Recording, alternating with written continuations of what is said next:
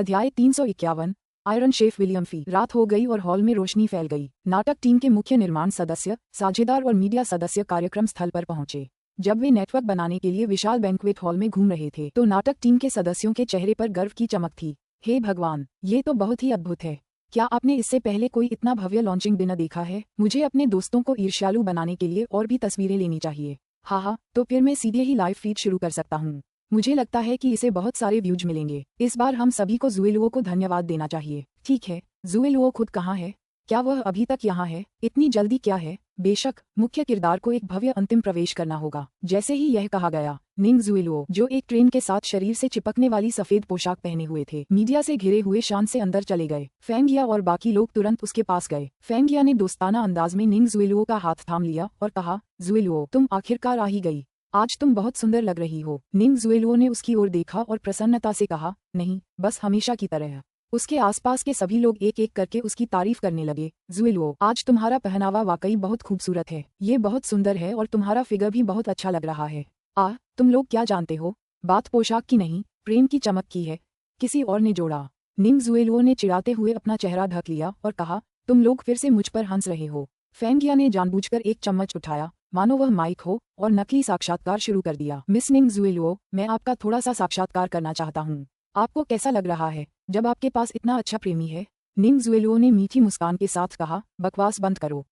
सब लोग आज रात खूब खाओ। सू यान ने विशेष रूप से होंग सिंह से एक 3 सितारा मिशेलिन शेफ को आमंत्रित किया है। भीड़ ने तुरंत कहा, वाह, मिशेलिन और 3 सितारा भी। हे भगवान, आपका सू यान बहुत उदार है। इस भोजन की कीमत कितनी होगी? क्या होंग सिंह से मिशेलिन स्टार को आमंत्रित किया गया है? क्या यह विलियम फी हो सकता है? निंग ज़ुएलुओ ने भीड़ की चीखें सुनी। उसने निंग शी की ओर बेपरवाही से देखने का नाटक किया और सहजता से जवाब दिया, यह वही है। पिछले दिनों मैंने उसे एक पत्रिका में देखा था और यूं ही उसका जिक्र कर दिया था। कौन जाने, सू यान ने सचमुच उसे अपने यहाँ बुला ही लिया। आसपास की सभी लड़कियां ईर्ष्यालु थीं। कृपया हम सिंगल लोगों पर दया करें और अपने परफेक्ट बॉयफ्रेंड का दिखावा करना बंद करें। कृपया, यदि आपके पास कोई होता भी तो आप उसके जितना प्रेमपूर्ण नहीं होते। निंग ज़ुएलुओ ने उनकी तरफ देखा और कहा, ठीक है, अभी के लिए इतना ही काफी है। आप लोग मजे करो, मैं थोड़ी देर के लिए वहां जा रहा हूँ। ठीक है, हमसे बात करना बंद करो। जाओ अपने सू यान को ढूंढो। कोने में निंग शी के साथ खड़ी जियाओ ताओ इतनी गुस्से में थी कि उसके लगातार हाथ घुमाने और चम्मच मोड़ने से उसका चम्मच लगभग मुड़ ही गया था। धिक्कार है, धिक्कार है, धिक्कार है। उन्होंने तो आयरन शेफ विलियम फी को बुलाया है। मेरी सबसे बड़ी ख्वाहिश है कि मैं उनके हाथ का खाना खाऊं। कौन जानता था कि ऐसी परिस्थितियों में ऐसा होगा। इससे तो मेरी भूख ही मर रही है। विलियम फी, निंग शी कुछ अन्य ढंग से बुदबुदा रही थी। हाँ, जियाओ ताओ ने बड़े उत्साह से कहा, अगर आप विलियम फी को नहीं जानते तो आपको एलेन पासा को जरूर जानना चाहिए, है ना? वो फ्रांस के सबसे बड़े मिशेलिन रेस्टोरेंट में हेड शेफ हैं। विलियम फी उनके छात्र हैं और खासे मशहूर हैं, इसलिए उन्हें बुक करना बहुत मुश्किल है। ऐसे खाने का मजा लेने के लिए तो मेरे जैसे आम आदमी दिवालिया हो जाएंगे। निंग शी ने सब सुन लिया और कुछ नहीं बोली। बेशक, वह विलियम फी को जानती थी। कई साल पहले की बात है जब उसे मास्टर शेफ टीवी सीरीज देखना बहुत पसंद था। उसका पसंदीदा शेफ विलियम फी था और हर रोज स्कूल के बाद वह टीवी स्क्रीन के सामने लार टपकाती रहती थी। उस समय सू यान ने उसे चिढ़ाते हुए कहा था, बस तुम हमारी शादी के भोज के दिन का इंतजार करो। मैं विलियम फी को हमारे लिए खाना बनाने के लिए बुलाऊंगी। हाँ, कौन जानता था कि अतीत में पीछे मुड़कर देखना इतना दर्दनाक होगा। अध्याय 352। एक भव्य प्रस्ताव। भोज शुरू होने से पहले निर्माता, निर्देशक और मुख्य कलाकार अपने भाषण देने के लिए मंच पर गए। सभी की बारी आने के बाद मेसी पुनः मंच पर आए और बोले, आज हमारे पास एक सज्जन है जो मंच पर आकर कुछ शब्द कहेंगे, आइए उनका स्वागत करें। जैसे ही लोगों को एहसास हुआ कि सू यान के प्रपोज करने का समय आ गया है, सभी जोर से जयकारे लगाने लगे। सभी मीडिया पार्टनर अपने अपने उपकरणों के साथ तैयार थे और सभी ने उत्साह से अपने फोन से वीडियो बनाए। निंग शी मंच के सबसे नजदीक बाएं विंग में बैठी थी। भीड़ के बीच बैठी निंग ज़ुएलुओ ने उत्साह से उस आदमी को देखा जो धीरे धीरे मंच पर चल रहा था और फिर निंग शी की तरफ देखकर व्यंग्य किया। सू यान ने आज रात सफेद सूट पहना था जो निंग ज़ुएलुओ की सफेद मरमेड कट ड्रेस से मैच कर रहा था। दोनों एक ही फली के चने जैसे एक दूसरे से मेल खा रहे थे। सू यान ने थोड़ा शर्मिंदा दिखते हुए माइक उठाया और कहा, माफ करना, मैं थोड़ा घबरा रही हूँ, मुझे अपनी बात कहने दीजिए। भीड़ हल्की सी हंसी और उत्सुकता से इंतजार करने लगी। कुछ सेकंड बाद सू यान ने स्नेह भरी नजरों से निंग ज़ुएलुओ को देखा और उसने धीरे से कोमल स्वर में कहा, ज़ुएलुओ, 5 साल पहले मैंने तुम्हें पहली बार तुम्हारे बगीचे में देखा था। तुम अपनी सफेद पोशाक में किसी फरिश्ते जैसी लग रही थी और उसी पल मुझे तुमसे प्यार हो गया था। अगली बार जब हम मिले तो तुमने नीली स्कूल यूनिफॉर्म पहनी थी और मुझे भाई यान कहकर बुलाया था। उसी पल मैंने तुमसे जिंदगी भर साथ रहने का वादा किया था। इन 5 सालों में मिलने से लेकर एक दूसरे को जानने तक हमने साथ में हंसी मजाक किया है, हमने साथ में आंसू भी बहाए हैं, हमने खुशियां भी देखी हैं और मुश्किलें भी। लेकिन शुक्र है कि इतना कुछ होने के बाद भी हम अब भी साथ हैं। ज्यादातर लड़कियां ऐसी भावुक स्थिति को बर्दाश्त नहीं कर पा रही थीं और कमरे में किसी की भी आंखें नम नहीं थीं। यहाँ तक कि जियाओ ताओ, जो निंग जुएलुओ को पसंद नहीं करती थी, भी सू यान की बात सुनकर भावुक हो गई। तभी उसे एहसास हुआ कि निंग शी के चेहरे पर एक अजीब सा भाव था। बहन जी, क्या हुआ? क्या आप ठीक हैं? आप अच्छी नहीं लग रही हैं। क्या आपको तबीयत खराब लग रही है? निंग शी ने भौहें चढ़ाईं। सब ठीक है। हाँ, पहली नजर में ही प्यार हो गया। जीवन भर का वादा, सचमुच। जब सू यान ने निंग जुएलुओ को पहली बार जाना था, तब उसने निंग शी से ब्रेकअप भी नहीं किया था, बल्कि वह किसी दूसरी महिला के प्यार में पड़ गया था और उससे वादा भी कर चुका था। आंसू और असफलता, ऐसा लग रहा था जैसे वह उनके आंसू और असफलता थी, सच्चे प्यार की राह में बाधा थी। मंच पर सू यान ने एक हीरे की अंगूठी पकड़ी, एक घुटने पर झुकी। जुएलुओ, क्या तुम मुझसे शादी करोगी?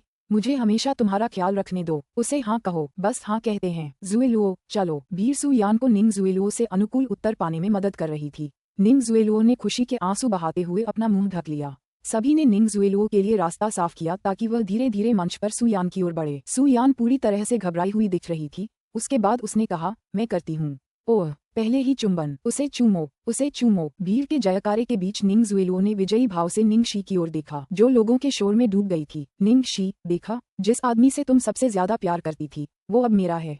निंग शी के चेहरे पर कोई भाव नहीं था, यहाँ तक कि उदासी भी नहीं। निंग जुएलुओ की बस यही चाल थी कि उसे उन बातों से उकसाया जाए जिनकी उसे परवाह थी। लेकिन निंग जुएलुओ अब उसके खिलाफ जो इस्तेमाल कर रहा था वह उसके लिए पहले से ही बेकार था। मंच पर इस खूबसूरत जोड़ी ने एक दूसरे को जोश से चूमा।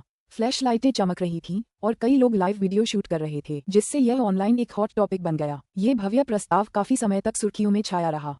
प्रस्ताव के तुरंत बाद भोज शुरू हो गया। अध्याय 353, सबसे आकर्षक उपहार। प्रस्ताव के बाद अगला मुख्य आकर्षण रात के व्यंजन होंगे। आज रात भोजन के शौकीनों की कोई कमी नहीं थी, जिनमें कुछ खाद्य स्तंभकार और प्रसिद्ध खाद्य ब्लॉगर भी शामिल थे। वे सभी मुख्य शेफ विलियम फी का उत्सुकता से इंतजार कर रहे थे। भोज अपने आप में ही शीर्षक के लिए पर्याप्त शानदार था। अप्रत्याशित रूप से भीड़ के बीच फोंगिया चिल्लाया, आह, मुझे अचानक कुछ याद आ गया। फोंगिया की ऊंची आवाज ने लगभग सभी का ध्यान आकर्षित किया।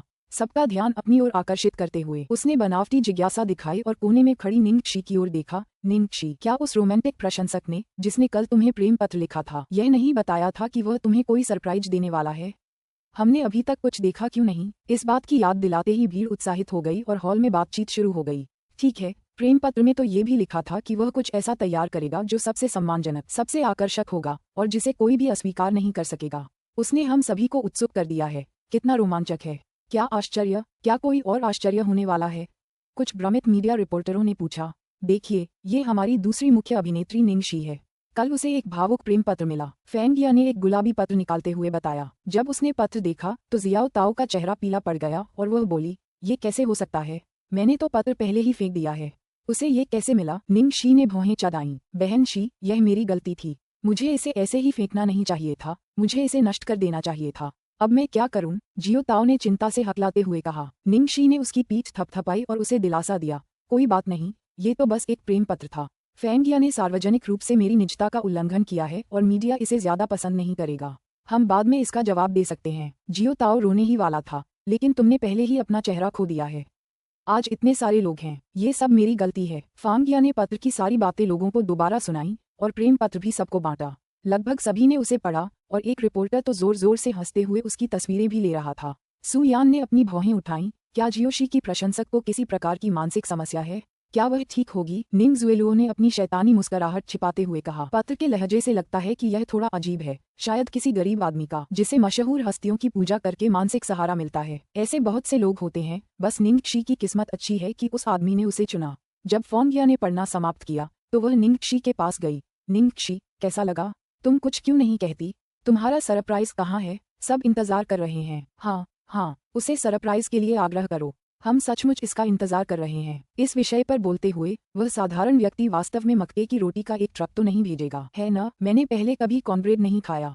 लगता है आज रात मुझे कुछ नया ट्राई करने को मिलेगा। बहुत से लोग तस्वीरें ले रहे थे और कुछ ने तो लाइव वीडियो भी बनाए। हर कोई ये देखने के लिए इंतजार कर रहा था कि आगे क्या होने वाला है। कोने में जियाओ ताओ सचमुच शर्मिंदा थी और खुद को दोषी ठहराते हुए फूट फूट कर रो रही थी। निंग शी लड़कियों का रोना बर्दाश्त नहीं कर सकती थी, इसलिए उसने उसे दिलासा देने की बहुत कोशिश की। तभी एक परेशान करने वाला रिपोर्टर वहां आया जिसने जियाओ ताओ को देखा और बदतमीजी से अपना कैमरा जियाओ ताओ के चेहरे के सामने कर दिया। जैसे ही निंगशी रिपोर्टर को डांटने जा रही थी, बम बैंक्वेट हॉल का दरवाजा बाहर से खुल गया।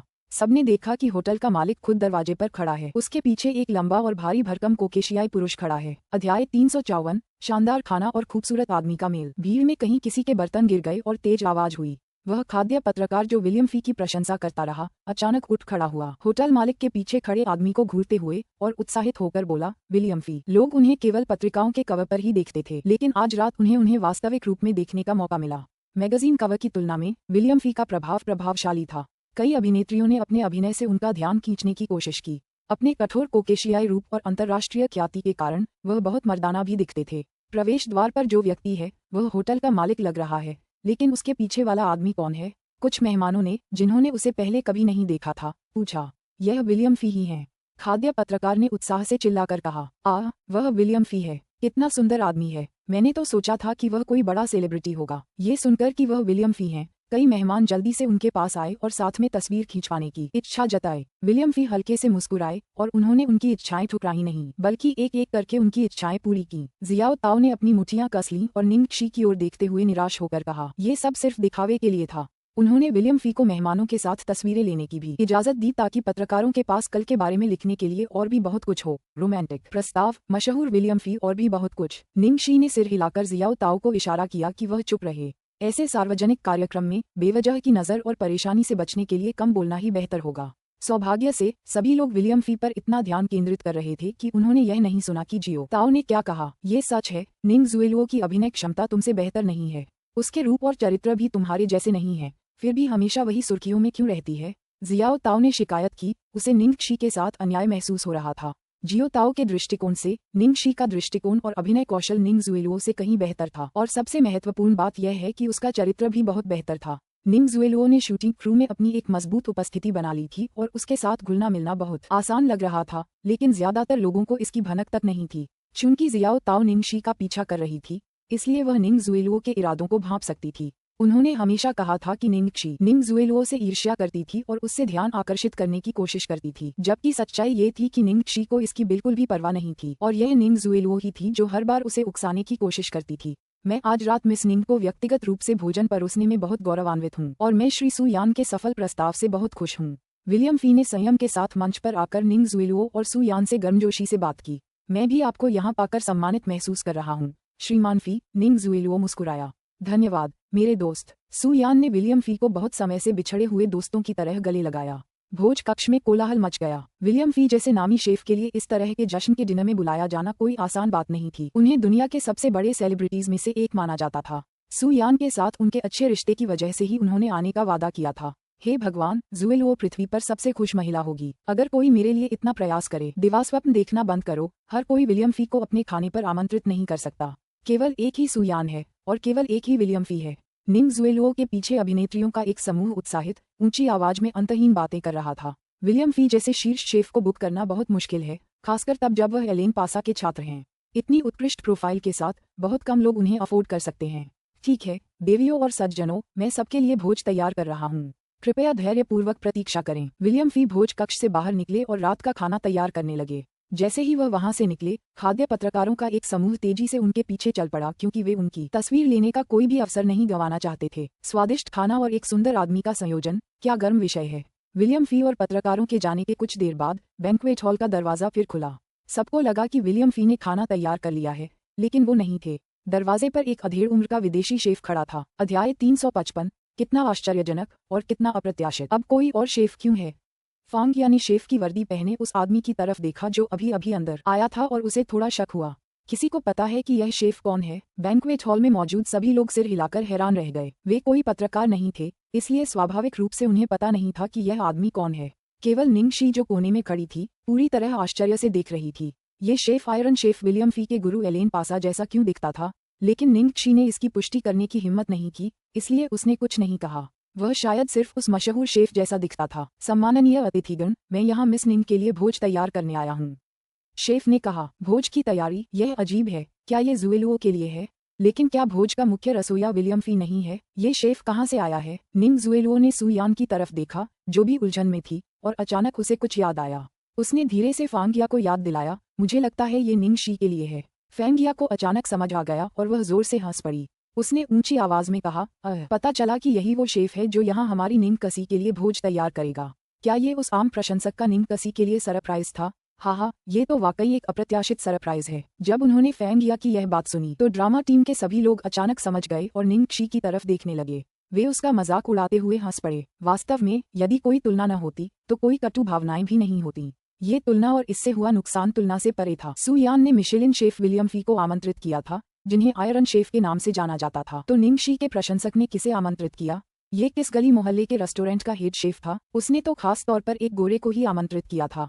हाँ, वह साधारण प्रशंसक सचमुच रचनात्मक है। उसने भी सु यान जैसा ही विचार सोचा था। लेकिन अगर आपके पास वैसी क्षमताएं नहीं हैं तो खुद को अपमानित मत कीजिए। अरे देखो तो, वह शेफ तो अपना सेटअप खुद ही यहाँ लाया है। शायद वह खुद ही व्यंजन तैयार करके परोसना चाहता है।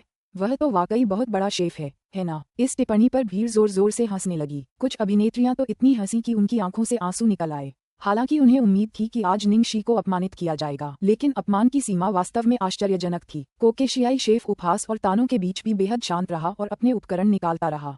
खाद्य और पेय उद्योग से परिचित कोई भी व्यक्ति आसानी से समझ सकता था कि ये आलीशान चाकू के सेट थे जिन्हें निकाला जा रहा था। हालांकि ये उपकरण तुलनात्मक रूप से महंगे होने के बावजूद सतह पर इनके बारे में कुछ भी उल्लेखनीय देख पाना कठिन था। ये देखकर कि शेफ अपने उपकरण खुद लेकर आया है, फांगिया और बाकी सब और भी जोर से हंस पड़े। एक के बाद एक बेरहमी से व्यंग भरे शब्द सुनाई देने लगे। कोने में जियाओ ताओ का चेहरा चुकंदर की तरह लाल हो गया था।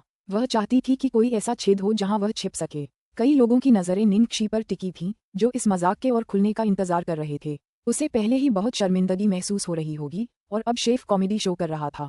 निंग जुएलुओ कुछ कहने ही वाला था कि तभी वे पत्रकार जो पहले विलियम फी के पीछे पीछे आए थे वापस लौट आए। उन्होंने विलियम को घेर लिया, जो अभी अभी भोज तैयार करके आया था।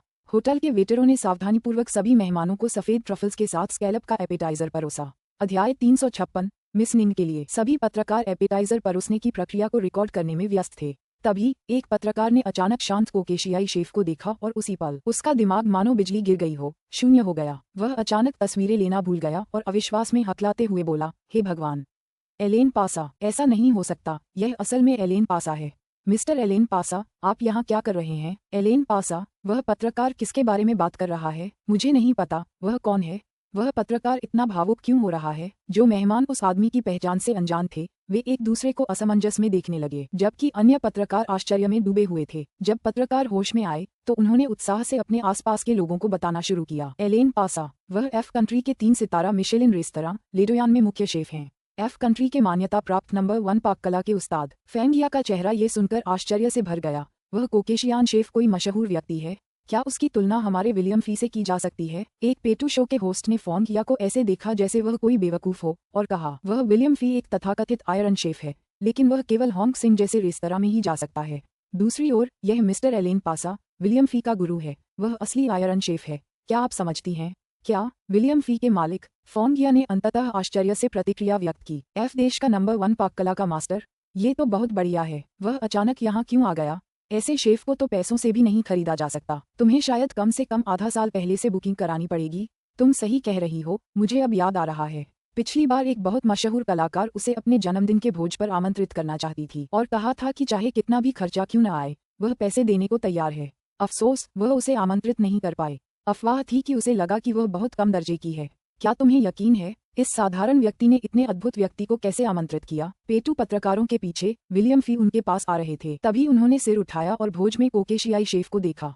वे हक्के बक्के रह गए। वह जल्दी से शेफ का अभिवादन करने के लिए आगे बढ़ा और बोला, मास्टर। जैसे ही विलियम फी ने उन्हें मास्टर कहकर संबोधित किया, सभी उपस्थित अतिथि अचंभित रह गए और अब किसी को भी संदेह नहीं रहा, यह व्यक्ति वास्तव में विलियम फी का मास्टर था। एलेन पासा की अभिव्यक्ति गंभीर थी और उन्होंने संक्षिप्त रूप से सिर हिलाया।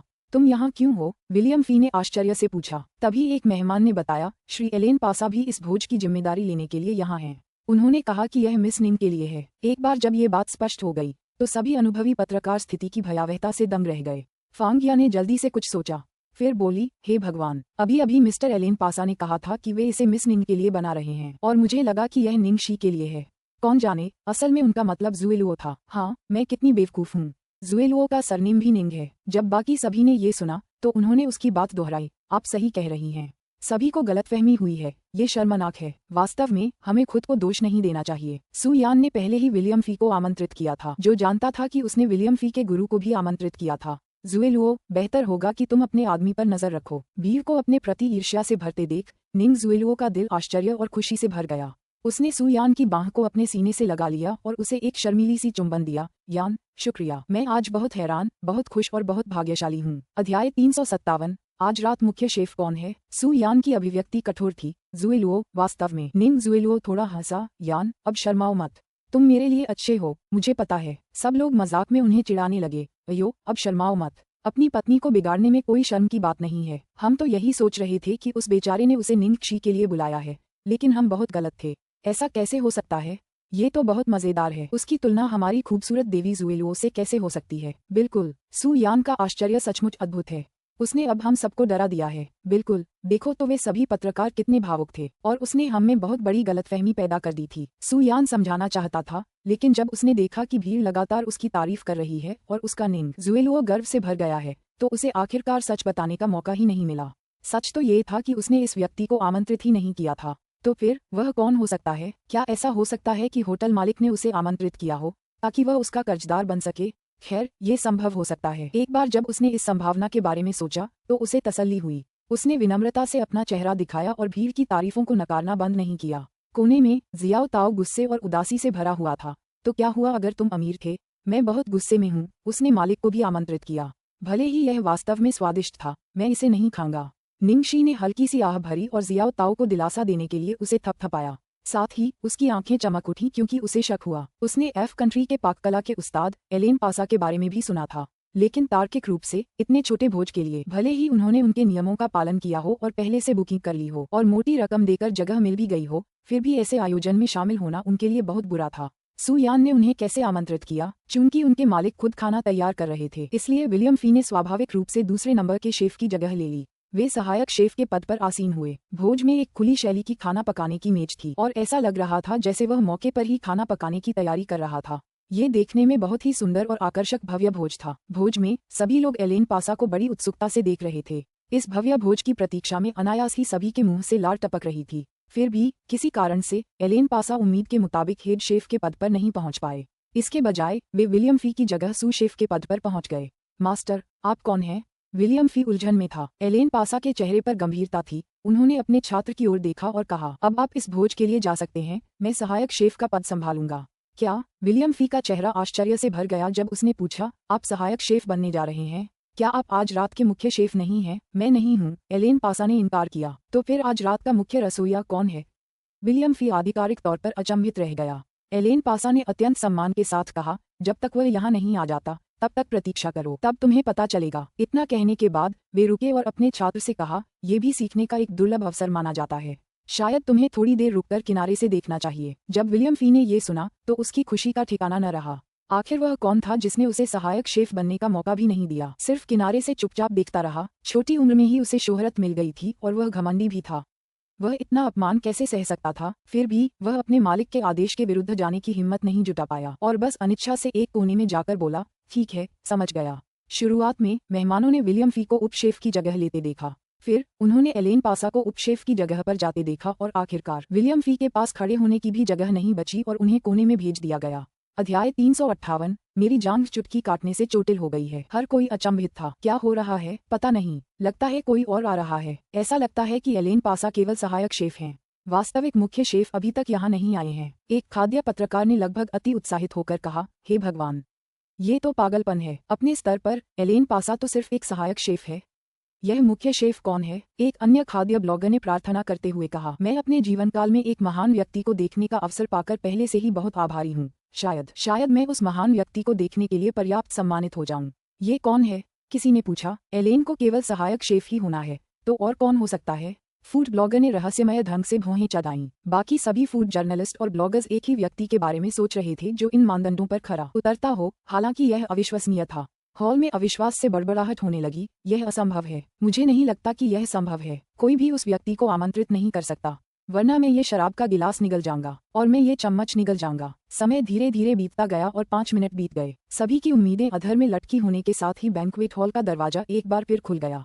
सबसे पहले अंदर आने वाला एक बुजुर्ग विदेशी व्यक्ति था, जिसने साफ सुथरी वर्दी पहनी हुई थी। उसके बाद एक टीम आई जो साफ तौर पर बेहद अनुशासित थी। वह बुजुर्ग व्यक्ति उन्हें धीरे धीरे और शांति से अंदर ले गया। होटल मालिक ने बूढ़े आदमी को देखा और उसके पास गया, उत्साह से हाथ बढ़ाते हुए कहा, मिस्टर डैनियल, आप आखिरकार यहाँ आ गए। हमने सब कुछ पहले ही तैयार कर लिया है। ये सब बस आपका इंतजार कर रहा है। उस आदमी ने सिर हिलाया, विनम्रता से मालिक से हाथ मिलाया, फिर मुख्य शेफ के पद पर चला गया। एलेन, जो सहायक शेफ के पद पर थे, ने 90 डिग्री का कड़ा रुख अपनाया। फिर व्यक्तिगत रूप से श्री डैनियल को एप्रन बांधा तथा उनके हाथ साफ करने के लिए नींबू पानी तैयार किया। जब कोने में उदास बैठे विलियम ने उस बूढ़े आदमी को देखा तो उसकी आंखें लगभग बाहर निकल आईं और वह हकलाने लगा, मास्टर डैनियल, ये कैसे संभव है? क्या मैं सपना देख रहा हूँ? उसने अपने आप को चुटकी काटी और दर्द से कराह उठा। मास्टर डैनियल तब से उनके आदर्श थे जब से उन्होंने अपना शेफ करियर शुरू किया था। विलियम के दिल में उनके लिए विशेष स्थान था। यदि वह अपनी मूर्ति को दूर से भी देख पाता तो उसे कोई अफसोस नहीं होता। अब तो और भी अधिक अफसोस तो उसे होगा, क्योंकि वह उसे इतने नजदीक से देख सकता है। प्रदर्शन न कर पाने की उनकी निराशा खुशी में बदल गई। जिन लोगों ने कहा था कि वे शराब के गिलास और चम्मच निगल जाएंगे, वे सभी सदमे में थे। कोई मुझे चुटकी काटो, जोर से चुटकी काटो। मैं शायद अभी सपना देख रहा हूँ। तुम्हें अपने आप को चुटकी काटनी चाहिए। मैं अभी से अपने आप को चुटकी काट रहा हूँ। चुटकी काटने से मेरी जांघ पर चोट लग गई है। यह कोई सपना नहीं है। अब ये बूढ़ा आदमी कौन है? फोंगिया ने उत्सुकता से पूछा। कुछ चालक दल के सदस्य जो भ्रमित थे, बोले, हाँ, ये कौन है?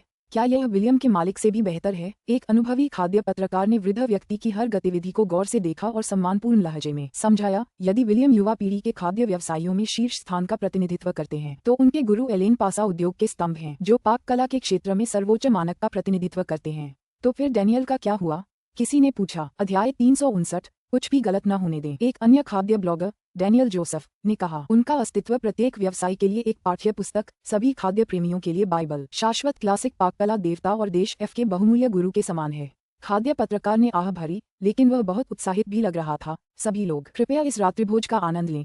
ये जीवन में एक बार मिलने वाला अनुभव है। फेंगिया ने पलकें झपकाईं। मुझे वास्तव में समझ नहीं आया। तो क्या आप कह रहे हैं कि यह आदमी प्रसिद्ध है? कुछ लोगों ने अपनी अज्ञानता भी व्यक्त की। मुझे समझ नहीं आ रहा कि आप उस आदमी के बारे में क्या कहना चाह रहे हैं, लेकिन उसकी कुशलता अद्भुत है।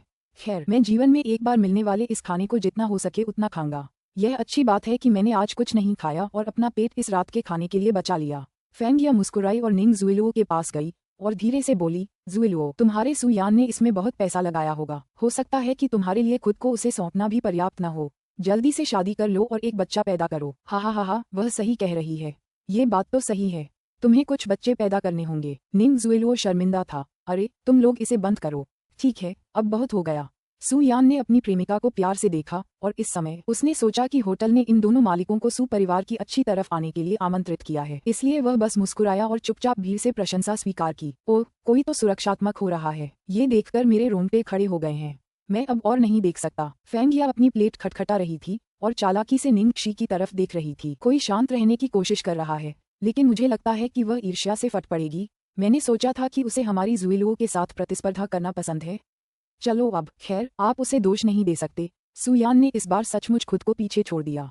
3 पीढ़ियों के शीर्ष गुरु, उनमें से प्रत्येक अपने समय के एक किंवदंती थे और उसने उन सभी को एक साथ यहाँ इकट्ठा किया। यही है आपका सुपरिवार। कितनी शानदार पृष्ठभूमि है। निंग शी ने अच्छा अभिनय किया, लेकिन उसकी असिस्टेंट अभी बहुत छोटी है। क्या तुमने उसे लगभग रोते हुए देखा? जब उसने लोगों को अपने बारे में बात करते सुना तो जियाओ ताओ ने अपने आंसू रोक लिए और खुद को और शर्मिंदा न करने की कोशिश करते हुए कहा, बहन शी, मुझे माफ कर दो। निंग शी ने उसे गले लगाया। कोई बात नहीं, तुम अनगिनत बार माफी मांग चुकी हो, और अगर किसी को माफी मांगनी भी है तो वो मैं ही हूँ। मैंने तुम्हें निराश किया है। मैं इतनी ताकतवर नहीं हूँ कि तुम्हें इन गिद्धों के दोष से बचा सकूं।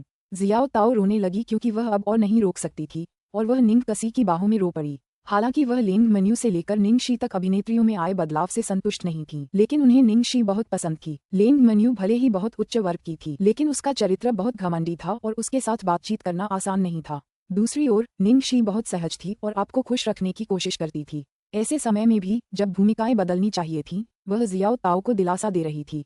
सौभाग्य से श्रीमान डैनियल ने खाना बनाना शुरू कर दिया, इसलिए सभी का ध्यान उन पर था और किसी ने कोने में निंग शी और जियो ताओ पर ध्यान नहीं दिया। दरअसल आज रात जो हुआ वो निंग शी की कल्पना से भी बेहतर था। हालांकि उसे कुछ घमंड भरी नजरों से देखा गया, लेकिन ये कोई बड़ी बात नहीं थी। फिर भी वह असहज महसूस कर रही थी। उस व्यक्ति के बुरे स्वभाव के कारण वह चुपचाप बैठा नहीं रह सकता था और कुछ नहीं कर सकता था, क्योंकि उसने एक आश्चर्य का जिक्र किया था। ऐसा लग रहा था कि रात शांति से गुजारना आसान नहीं होगा। ओह ऑस्कर, कृपया अपना आशीर्वाद दें और कुछ भी गलत न होने दें। अगर उस कमीने ने उसका करियर बर्बाद कर दिया तो वो उसे चैन से नहीं छोड़ेगी। अध्याय 360। सुंदर माननीय सुश्री निंग। मंच पर आत्मसंतुष्ट निंग जुएलुओ को कुछ सूझा। फिर उसने मुस्कुराकर निंगक्षी की तरफ देखा और धीरे से उसे पुकारा, निंगक्षी, क्या तुम आ सकती हो? निंग जुएलुओ को निंगक्षी को मंच पर आने के लिए कहते सुनकर फांगिया और बाकी लोग थोड़े असमंजस में पड़ गए। उसने उस महिला को मंच पर आने के लिए क्यों कहा? लेकिन चूंकि यह निंग जुएलुओ का अनुरोध था, इसलिए उन्हें कोई आपत्ति नहीं थी। जियो ताओ ने निंग जुएलुओ को घूरा और क्रोधित होकर कहा, बहन शी, बस जाओ, नहीं तो दूसरे लोग सोचेंगे कि हम उससे डरते हैं। वैसे भी वह सबकी चौकस निगाहों के नीचे क्या कर सकती है? ऐसे में अगर वह निंग जुएलुओ को सीधे मना कर देती तो उसकी छवि खराब होती। इसके अलावा उस सीन को लाइव शूट करने वाले लोग भी थे। निंग शी ने आंखें सिकोड़ लीं। इतने सालों तक उससे लड़ने के बाद वह अपने पिछले अनुभव के आधार पर लगभग अंदाजा लगा सकती थी कि निंग जुएलुओ क्या करेगी। निंग शी ने बिना किसी हिचकिचाहट के धीरे से खड़ी होकर मंच पर निंग जुएलुओ के ठीक सामने चली गई। दोनों को साथ देखकर कुछ अभिनेत्रियां ठहाके लगाकर हंस पड़ीं। यह एक दिलचस्प दृश्य था। अगर निंगक्षी का सनकी प्रशंसक जल्द ही अपना सरप्राइज लेकर आ जाए तो यह एकदम सही होगा। निंग जुएलुओ ने निंगक्षी का गर्मजोशी से स्वागत किया और उसे अपने पास बैठाया। निंगक्षी, मैंने सुना है कि तुम्हें पाक कला के इन शीर्ष विशेषज्ञों में वाकई दिलचस्पी है। तुम अभी जहाँ बैठी हो वहाँ से तुम्हें अच्छा दृश्य नहीं मिल रहा है, पर यहाँ से तुम बेहतर देख सकती हो। उन्हें इतने करीब से देखने का मौका मिलना दुर्लभ है। जैसे ही उसने अपनी बात पूरी की, उसने सु यान की बाह पकड़ ली और अपना शरीर उसके करीब कर लिया। निंगक्षी ने केवल विनम्रता से मुस्कुराकर कुछ नहीं कहा, क्योंकि वह जानती थी कि निंग जुएलुओ कुछ गलत करने की कोशिश कर रही थी, क्योंकि वह निंगक्षी को घृणा करने की कोशिश कर रही थी। वह दुखी होते हुए भी इतनी शांत रह सकती है। कितनी अच्छी अभिनेत्री है, फैंगिया ने व्यंग्यात्मक लहजे में कहा, जबकि अन्य क्रू सदस्यों ने निंगक्षी को अजीब नजरों से देखते हुए फुसफुसाकर सहमति जताई। तुम लोगों को क्या लगता है निंगक्षी का प्रशंसक क्या लेकर आएगा? अगर वह जल्दी नहीं आया तो रात खत्म हो जाएगी। कौन जानता है, आप कभी भी यह अनुमान नहीं लगा सकते कि एक अजीब व्यक्ति कैसे सोचता है। हा, चलो पहले हम अपना खाना खा लेते हैं। उसके प्रशंसक को देखने के बाद शायद हमारी भूख ही न रहे। उन सभी मेहमानों का सामना करते हुए जो उन्हें ध्यान से देख रहे थे, श्रीमान डैनियल रुके और भीड़ की ओर देखा। फिर उन्होंने अपनी धारा प्रवाह मंदारिन भाषा में बोलना शुरू किया। आज रात मुझे यहाँ सुंदर और सम्माननीय सुश्री निंग के भोज का प्रभारी बनने के लिए आमंत्रित किया गया है, जिससे मैं बहुत सम्मानित महसूस कर रहा हूँ। आपके लिए सुश्री निंग और आपके दोस्तों और मेहमानों के लिए मैं निश्चित रूप से एक स्वादिष्ट भोजन तैयार करूंगा। बूढ़े व्यक्ति ने निंगक्षी और निंग जुएलुओ की ओर झुककर मुस्कुराते हुए कहा, सुंदर और सम्माननीय सुश्री निंग, मुझे आशा है कि आप रात का आनंद लेंगी। निंग जुएलुओ खुशी से मुस्कुराई और उसकी ओर सिर हिलाया। ये देखकर बुजुर्ग आदमी उलझन में भौहें सिकोड़ गया। दरअसल वह सुश्री निंगक्षी से बात कर रहा था, लेकिन उसके बगल वाली महिला ने सिर हिलाकर जवाब क्यों दिया? लेकिन बड़े साहब को इसकी ज्यादा परवाह नहीं थी। आज रात उनका काम भोज तैयार करना था, बाकी कामों से उनका कोई लेना देना नहीं था। अध्याय 361। विशेष मिठाई। बहुत जल्दी ही मुख्य शेफ के रूप में डैनियल और उनके सहायक शेफ के रूप में एलेन की मदद से पहली मिठाई तैयार हो गई। सुंदर और सम्माननीय मिस निंग के लिए इस मिठाई का चीनी नाम है लग्जूरियस चॉकलेट संडे। कृपया इसे चखें। घोषणा के बाद डैनियल ने खुद मिठाई उठाई और मुख्य मेज की ओर चल पड़े। सभी पत्रकार सितारों से प्रभावित थे। डैनियल ने न सिर्फ खुद मिठाई बनाई बल्कि उसे खुद परोस भी रहे थे। वाकई ये कितना सम्मान की बात है। मुझे विश्वास नहीं हो रहा कि वह यह मिठाई परोस रहा है। हे भगवान, ये तो पागलपन है। उस संडे में लगभग 30 अलग अलग तरह के कोको हैं, जिनमें दुनिया के 14 सबसे महंगे और स्वादिष्ट कोको भी शामिल हैं। इसके अलावा संडे के ऊपर खाने योग्य सोने की पत्तियां लगी हैं। कोई इसे कैसे खा सकता है? ये तो पैसे निगलने जैसा होगा। कुछ पत्रकारों ने इसके बारे में पहले सिर्फ सुना था और आज रात पहली बार उन्होंने इसे अपनी आंखों से देखा। और ये सीधे डैनियल के हाथों से बनाया गया था। तो आप अंदाजा लगा सकते हैं कि वे कितने भावुक थे। लड़कियों को आमतौर पर ऐसे स्वादिष्ट व्यंजन बहुत पसंद आते हैं, इसलिए स्वाभाविक रूप से निंग जुएलुओ डैनियल के हाथों की स्वादिष्ट मिठाई की ओर आकर्षित हुई। उसने देखा कि डैनियल बड़ी शालीनता से उसकी ओर बढ़ रहा था। उसका दिल तेजी से धड़क रहा था क्योंकि वह लगातार अपने बगल में खड़ी निंगक्षी को देख रही थी और आत्मसंतुष्ट होकर मुस्कुरा रही थी। धन्यवाद। सु यान ने विनम्रता से सिर हिलाया और डैनियल से मिठाई लेने के लिए अपना हाथ बढ़ाया। सबको हैरानी हुई जब डैनियल के मन में कुछ और ही था। उसने भावशून्य भाव से कहा, श्रीमान, मुझे बहुत अफसोस है, लेकिन ये खास तौर पर बनाई गई मिठाई है। यह आपके लिए नहीं है। सु यान की अजीब प्रतिक्रिया देखकर निंग जुएलुओ हल्के से हंसी और सु यान का हाथ पकड़ लिया। यान, कोई बात नहीं, मिस्टर डैनियल को ही इसे मुझे देने दो। अब इस मजाक में शामिल होने की कोशिश मत करो। सु यान बेबसी से मुस्कुराया और एक तरफ हट गया। उसे लगा कि यह बड़ा शेफ थोड़ा अजीब है, लेकिन वह उसके पीछे पीछे चला गया। जब डैनियल निंग जुएलुओ के सामने आया तो उसने तुरंत उसे अपनी सबसे प्यारी मुस्कान दी और कहा, ओह मिस्टर डैनियल, धन्यवाद। निंग जुएलुओ ने अपना हाथ बढ़ाया और आइसक्रीम वाली प्लेट लेने ही वाली थी कि वह अविश्वसनीय रूप से शानदार और स्वादिष्ट लग रही थी। हालांकि श्री डैनियल ने कुछ ऐसा किया जिसकी किसी को उम्मीद नहीं थी। उन्होंने श्रीमान डैनियल की उलझन देखी जब उन्होंने निंग जुएलुओ की ओर देखा। मिस, मेरे हाथों में यह मिठाई आपके लिए तैयार नहीं की गई थी। यह मेरे लिए तैयार नहीं है। निंग जुएलुओ ने चौंक कर कहा, तो फिर ये किसके लिए है? क्या तुमने पहले नहीं बताया था कि यह मिस निंग के लिए है? माफ करना, लेकिन मैं जिस मिस निंग की बात कर रहा हूँ वह निंग शी है। मिस निंग। डैनियल का स्वर दृढ़ था और वह निंग जुएलुओ के पास से आगे बढ़ गया। सबको स्तब्ध देखते हुए वह निंग शी के पास गया। सुंदर और सम्माननीय मिस निंग, कृपया इसे चखें। जब उन्होंने निंग शी को संबोधित किया तो संभवतः उनका कोई पक्षपातपूर्ण इरादा नहीं था, लेकिन सुंदर और सम्माननीय जैसे शब्द हर किसी के दिमाग में विशेष रूप से अंकित हो गए थे, जैसे कि वह ये दर्शाना चाह रहे थे कि केवल निंग शी ही इस तरह से वर्णित किए जाने के योग्य है। इस समय न केवल निंग जुएलुओ बल्कि सु यान, फेंग या और बाकी सभी लोग पूरी तरह से स्तब्ध थे। शेफ के बयान से पूरे आयोजन स्थल पर सन्नाटा छा गया। अंततः बहुत दिनों के बाद भीड़ में से किसी ने चुप्पी तोड़ी। तुम झूठ बोल रही हो, है ना? क्या मिस निंग निंग जुएलुओ नहीं है? निंग शी नहीं? बिल्कुल नहीं। ऐसा कैसे हो सकता है? यह निंग शी को जानबूझकर शर्मिंदा करने के लिए एक शरारत होगी ताकि वह कुछ देर के लिए आश्चर्यचकित और उत्साहित महसूस कर सके। अब मजाक करना बंद करो। क्या तुमने सचमुच सोचा था कि इतने प्रभावशाली व्यक्ति के साथ मजाक किया जाएगा? ये सचमुच निंग कसी है। ये कैसे हो सकता है कि पाककला के उस्ताद एलेन और डैनियल दोनों निंग कसी के लिए यहाँ हैं? अध्याय 362। वास्तव में काफी प्यारा। हर कोई सदमे में था और कई लोग अभी भी अविश्वास में थे। बिल्कुल नहीं, जरूर कोई गलतफहमी हुई होगी। निंग शी के लिए ये कैसे हो सकता है? वह कौन होती है जो इतने महान व्यक्ति को आमंत्रित कर सकती है? बिल्कुल, विलियम फी को पाने के लिए आपके पास बहुत सारा पैसा होना चाहिए, लेकिन इन दो प्रभावशाली व्यक्तियों को यहाँ लाने के लिए आपको निश्चित रूप से केवल अपने धन से अधिक की आवश्यकता होगी। निंग शी तो बस एक सी लिस्ट अभिनेत्री है। वह इन जैसे दिग्गजों को कैसे आमंत्रित कर सकती है? इसी समय भीड़ में से किसी ने कमजोर स्वर में सबको याद दिलाया, उफ, क्या तुम लोग कुछ भूल रहे हो? क्या फेंगिया ने हमें पहले एक प्रेम पत्र नहीं दिखाया था जिसमें लिखा था कि निंग शी के लिए एक सरप्राइज तैयार किया जाएगा? क्या यही वो हो सकता है? ये सुनकर सभी लोग अचंभित रह गए। नहीं, बिल्कुल नहीं। क्या वह कोई गरीब आदमी नहीं है? किसने कहा कि वह एक गरीब आदमी था? हम ही तो थे जो हर समय यही मान रहे थे। सोचो कि प्रेम पत्र में क्या लिखा था। सबसे सम्माननीय, सबसे आकर्षक, सबसे अनूठा उपहार, दुनिया के सबसे उच्च गुणवत्ता वाले स्वादिष्ट व्यंजन। बस यही है। जब ये बात इस तरह कही गई तो भीड़ ने ओह और आ करना शुरू कर दिया, क्योंकि उन्हें एहसास हुआ अब जब आपने कहा तो ये सचमुच ऐसा ही लगता है। अब ये सब समझ में आ रहा है। ओह, अब जब मैं इसके बारे में सोचता हूँ तो वह प्रेम पत्र वास्तव में बहुत प्यारा है। हाँ, ये बहुत अच्छा लिखा गया था। मुझे नहीं पता कि इतने सारे लोगों को यह अजीब क्यों लगा। सब लोग एक दूसरे की ओर देखने लगे। अरे, उस मामले में बाद में आए अन्य दो बड़े लोग वास्तव में निंग शी के प्रशंसक द्वारा उसे दिया गया आश्चर्य था, न कि सु यान द्वारा निंग जुएलुओ को निमंत्रण। हाँ, ये गलतफहमी थोड़ी ज्यादा हो गई। हम सबने सोचा कि यह सु यान की करतूत है। हाँ, अभी अभी निंग जुएलुओ इतनी खुश थी कि उसने सु यान का कर्ज चुकाने के लिए और यहाँ तक कि कई बच्चों को जन्म देने के लिए अपना शरीर अर्पित कर दिया। उसने निंग शी को भी अपने पास बैठकर पास से देखने के लिए आमंत्रित किया। आखिरकार ये वास्तव में एक बड़ी गलतफहमी थी। हे भगवान, ये तो बहुत अजीब है। जब बूढ़े रसोइये ने ये शब्द कहे, निंग जुएलुओ अपनी कुर्सी पर अकड़कर बैठी थी। जैसे ही उसने अपनी हथेलियां गड़ाईं, उसके नाखून उसकी हथेलियों में गड़ गए और उसे लगा जैसे उसने जो सुना था वह बस कल्पना मात्र था। जब उसने उपहास और अपमान सुना तभी उसे एहसास हुआ कि उसे इस सच्चाई को स्वीकार करना होगा। वह रूखेपन से सु यान की ओर मुड़ी और बोली, यान, क्या तुमने सचमुच उन दो लोगों को नहीं बुलाया था? इस बिंदु पर सु यान का चेहरा असाधारण रूप से विकृत हो गया, क्योंकि उसने एक अमित स्वर में कहा, जुएलुओ, मैंने पहले ही कहा था, ये वास्तव में मैं नहीं था। आप लोगों ने मुझ पर विश्वास नहीं किया। निंग जुएलुओ ने तुरंत दूसरी तरफ फांगिया की तरफ देखा। उसी ने उसे गुमराह किया था और ये सारी मुसीबतें खड़ी की थीं।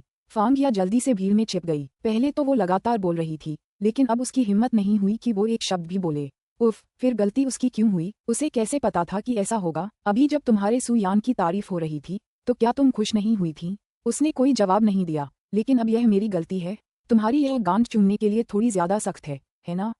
उसने मन ही मन सोचा। तुरंत ही सभी की निगाहें निंग जुएलुओ से कोने में खड़ी निंग शी पर चली गईं और उन्होंने देखा कि निंग शी के चेहरे पर कोई खास बदलाव नहीं आया था। अभी अभी हुई उस चौंकाने वाली घटना के बावजूद निंग शी का चेहरा शुरू से आखिर तक बेपरवाह ही रहा। चाहे उस पर ताने कसे जा रहे हों, उसका मजाक उड़ाया जा रहा हो, या फिर जब बूढ़े रसोइये ने आखिरकार अपनी बात रखी हो, वह वैसी ही रही। वह पूरी तरह शांत थी और ऐसा लग रहा था जैसे वह किसी गहन विचार में डूबी हुई थी। अध्याय 363। मुख्य आकर्षण कौन है? पिछली बार जब मैंने निंग शी की अलमारी देखी थी तो मुझे लगा था कि निंग शी इतनी साधारण पृष्ठभूमि से नहीं आती है। उसके प्रशंसक वास्तव में पहले से कहीं बेहतर हो गए हैं। यह अजीब है कि फांगिया बार बार कहती रही कि निंग शी निंग जुएलुओ से ईर्ष्या करती है। इसमें ईर्ष्या करने वाली क्या बात है? बिल्कुल, अब वह सिंगल है और उसके बहुत सारे प्रशंसक हैं और वे सभी बहुत अच्छे हैं। वह निंग जुएलुओ से भी बेहतर है। है ना। मुख्य मेज पर श्री डैनियल अभी भी निंगशी का इंतजार कर रहे थे। मिस निंगशी, कृपया टिप्पणी करें। निंगशी ने सबके देखते हुए एक निवाला खाया, फिर विनम्रता से कहा, यह आइसक्रीम मेरे जीवन में खाई गई सबसे स्वादिष्ट और सबसे अप्रत्याशित मिठाई है। यहाँ तक आने के लिए धन्यवाद। आपकी टिप्पणी के लिए धन्यवाद। यह मेरे लिए सम्मान की बात है। डैनियल मेज से हट गया और मुख्य भोजन तैयार करने लगा। उसके आसपास सब लोग चर्चा में मग्न हो गए, लेकिन निंगशी ने ज्यादा ध्यान नहीं दिया। जो लोग कम महत्वपूर्ण थे, उन पर वह कभी ज्यादा ध्यान नहीं देती थी। जब उसने बूढ़े रसोइये की दयालु पेशकश स्वीकार कर ली, तो निंगशी अपनी सीट पर वापस आ गई। उसने अपनी ठुड्डी हथेली में दबाई और जियाओ ताओ को हंसी से देखा, जो पूरी तरह से हैरान था। उसने चिढ़ाते हुए कहा, छोटे जियाओ ताओ, आइसक्रीम चखना चाहोगे? कोशिश करो। जियाओ ताओ तुरंत अपने होश में लौट आई और एक अजीब तरह से दृढ़ निश्चय के साथ बोली, बेशक मैं कोशिश करना चाहती हूँ। जियो ताओ ने भावुक होकर निंगशी द्वारा लाई गई आइसक्रीम को देखा, फिर निंगशी को घूरते हुए कहा, बहन क्षी, ये दोनों स्वामी क्या सचमुच तुम्हारे लिए आए हैं? और ये वो नहीं है जिन्हें सुयान ने बुलाया था? निंगशी ने बेबसी से कहा, हाँ, ये सुयान का काम नहीं था। अब क्या तुम खुश हो सकती हो और कुछ खा सकती हो? तुम पूरी रात रोती रही हो। जियाओ ताओ एक साथ हंसना और रोना चाहती थी, उसके चेहरे पर एक अजीब सा भाव था। बहन शी, तुमने पहले कुछ क्यों नहीं कहा? मैं बहुत दुखी थी। इतने सारे स्वादिष्ट व्यंजन थे कि मैं खा ही नहीं पाई। मुझे अब जल्दी से और खाना चाहिए। नहीं, मैं अभी भी विलियम फी का बनाया खाना नहीं खाऊंगी। मैं और स्वादिष्ट व्यंजन खाने का इंतजार करूंगी। इतना कहते ही उसने अपनी लार निगल ली और भूखी निगाहों से आइसक्रीम को घूरने लगी। लेकिन क्या मैं सच में यह आइसक्रीम खा सकती हूँ? सबने कहा है कि यह बहुत महंगी है। निंगशी ने तुरंत शुद्ध सोने से बने चम्मच से उस विशेष रूप से बनाई गई मिठाई को उठाया, एक चम्मच आइसक्रीम निकाली और जियो ताओ को खिला दी। जियो ताओ ने लालच से मीठी खुशबू को सूंघा और एक निवाला खाया। स्वादिष्ट, सच में बहुत स्वादिष्ट। इतनी स्वादिष्ट आइसक्रीम कैसे हो सकती है? निंगशी ने कोमल भाव से जियाओ ताओ के गोल मटोल छोटे चेहरे को देखा। फिर अचानक उसे कुछ ऐसा ख्याल आया जिससे उसकी आंखों में एक ठंडी चमक आ गई। उस कमीने ने ये सब जानबूझकर किया होगा। पहले तो उसने सस्पेंस पैदा करने की कोशिश की और उसे बेवजह परेशान किया। फिर जब वह सबसे ज्यादा घबराई हुई थी, तो उसने अचानक उसे कुछ मीठा चखाया। उसने उसके मूड को ऐसे ऊपर नीचे किया मानो वह उसके रोलर कोस्टर राइड पर हो। अरे यार, क्या उसके साथ इस तरह खिलवाड़ करना इतना मजेदार था? अजीब। कुछ ही दूरी पर निंगजुएलुओ ने निंगशी और जियाओ ताओ की बातचीत सुनी और उसे और भी अधिक गुस्सा और दुख महसूस हुआ। अचानक सुयान का रोमांटिक प्रस्ताव एक बड़ा मजाक बन गया। इस शुभारंभ भोज का असली आकर्षण कौन था? बहुत जल्दी ही शेफ डैनियल का पहला एपेटाइजर तैयार हो गया। संयोगवश उन्होंने विलियम फी के समान ही व्यंजन चुना। सफेद ट्रफल्स के साथ परोसा गया स्कैलप। भीड़ ने एक दूसरे की ओर देखा, फिर भोजन का आनंद लेने पर ध्यान केंद्रित करना शुरू कर दिया। कुछ ही देर बाद सभी के चेहरों पर जिज्ञासा की झलक दिखाई देने लगी। अध्याय 364, एक फोन कॉल। यहाँ तक कि मैं एक आम आदमी के रूप में यह महसूस कर सकता हूँ कि यह भोजन देवताओं द्वारा बनाया गया है। ये बहुत स्वादिष्ट है। बिल्कुल वही व्यंजन, लेकिन पहले वाले से 100 गुना ज्यादा स्वादिष्ट। ये तो कमाल है। उन्होंने ये कैसे किया?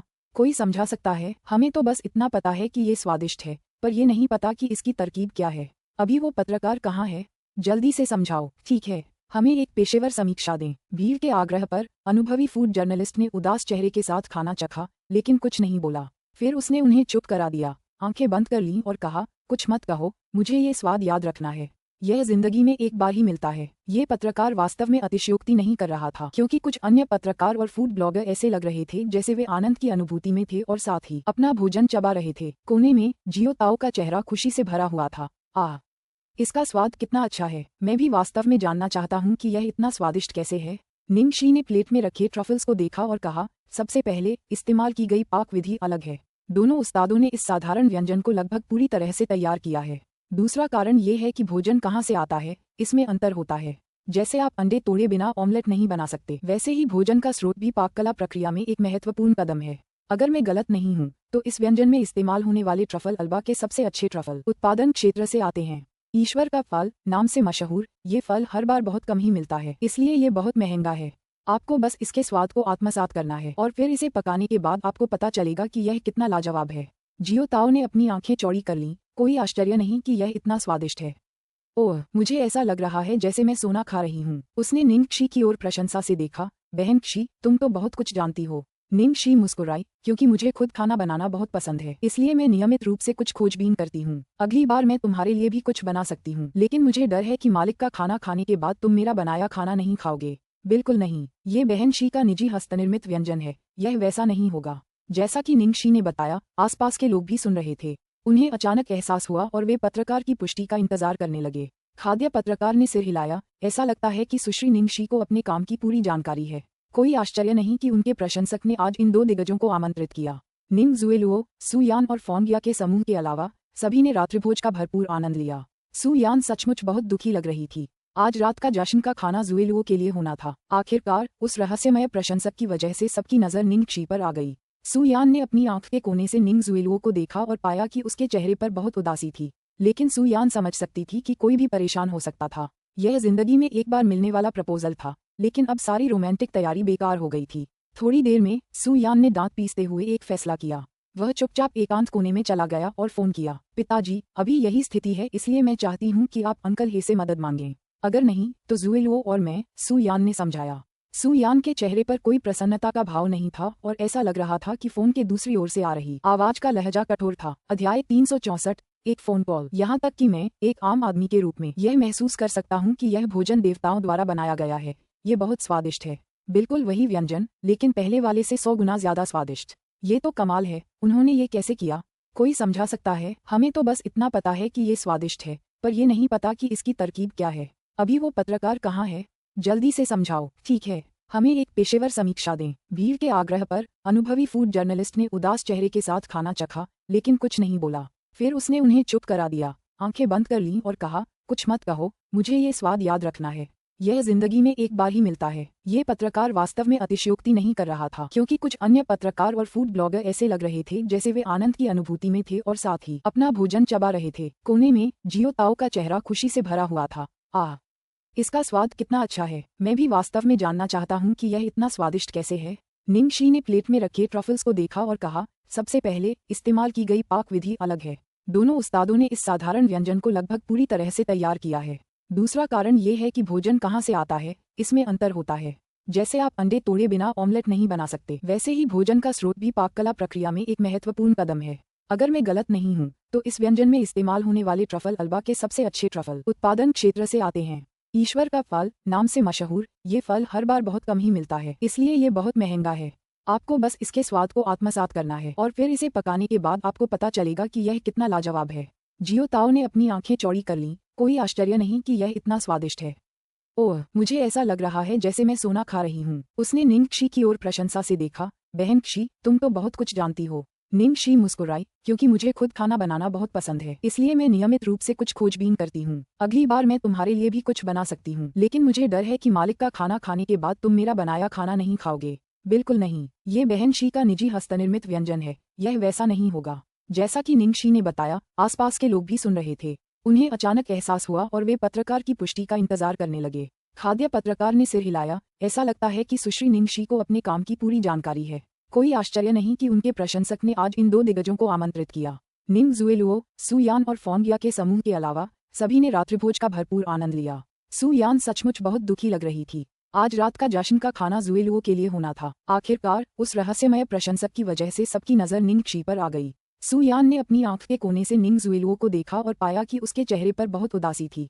लेकिन सु यान समझ सकती थी कि कोई भी परेशान हो सकता था। यह जिंदगी में एक बार मिलने वाला प्रपोजल था, लेकिन अब सारी रोमांटिक तैयारी बेकार हो गई थी। थोड़ी देर में सु यान ने दांत पीसते हुए एक फैसला किया।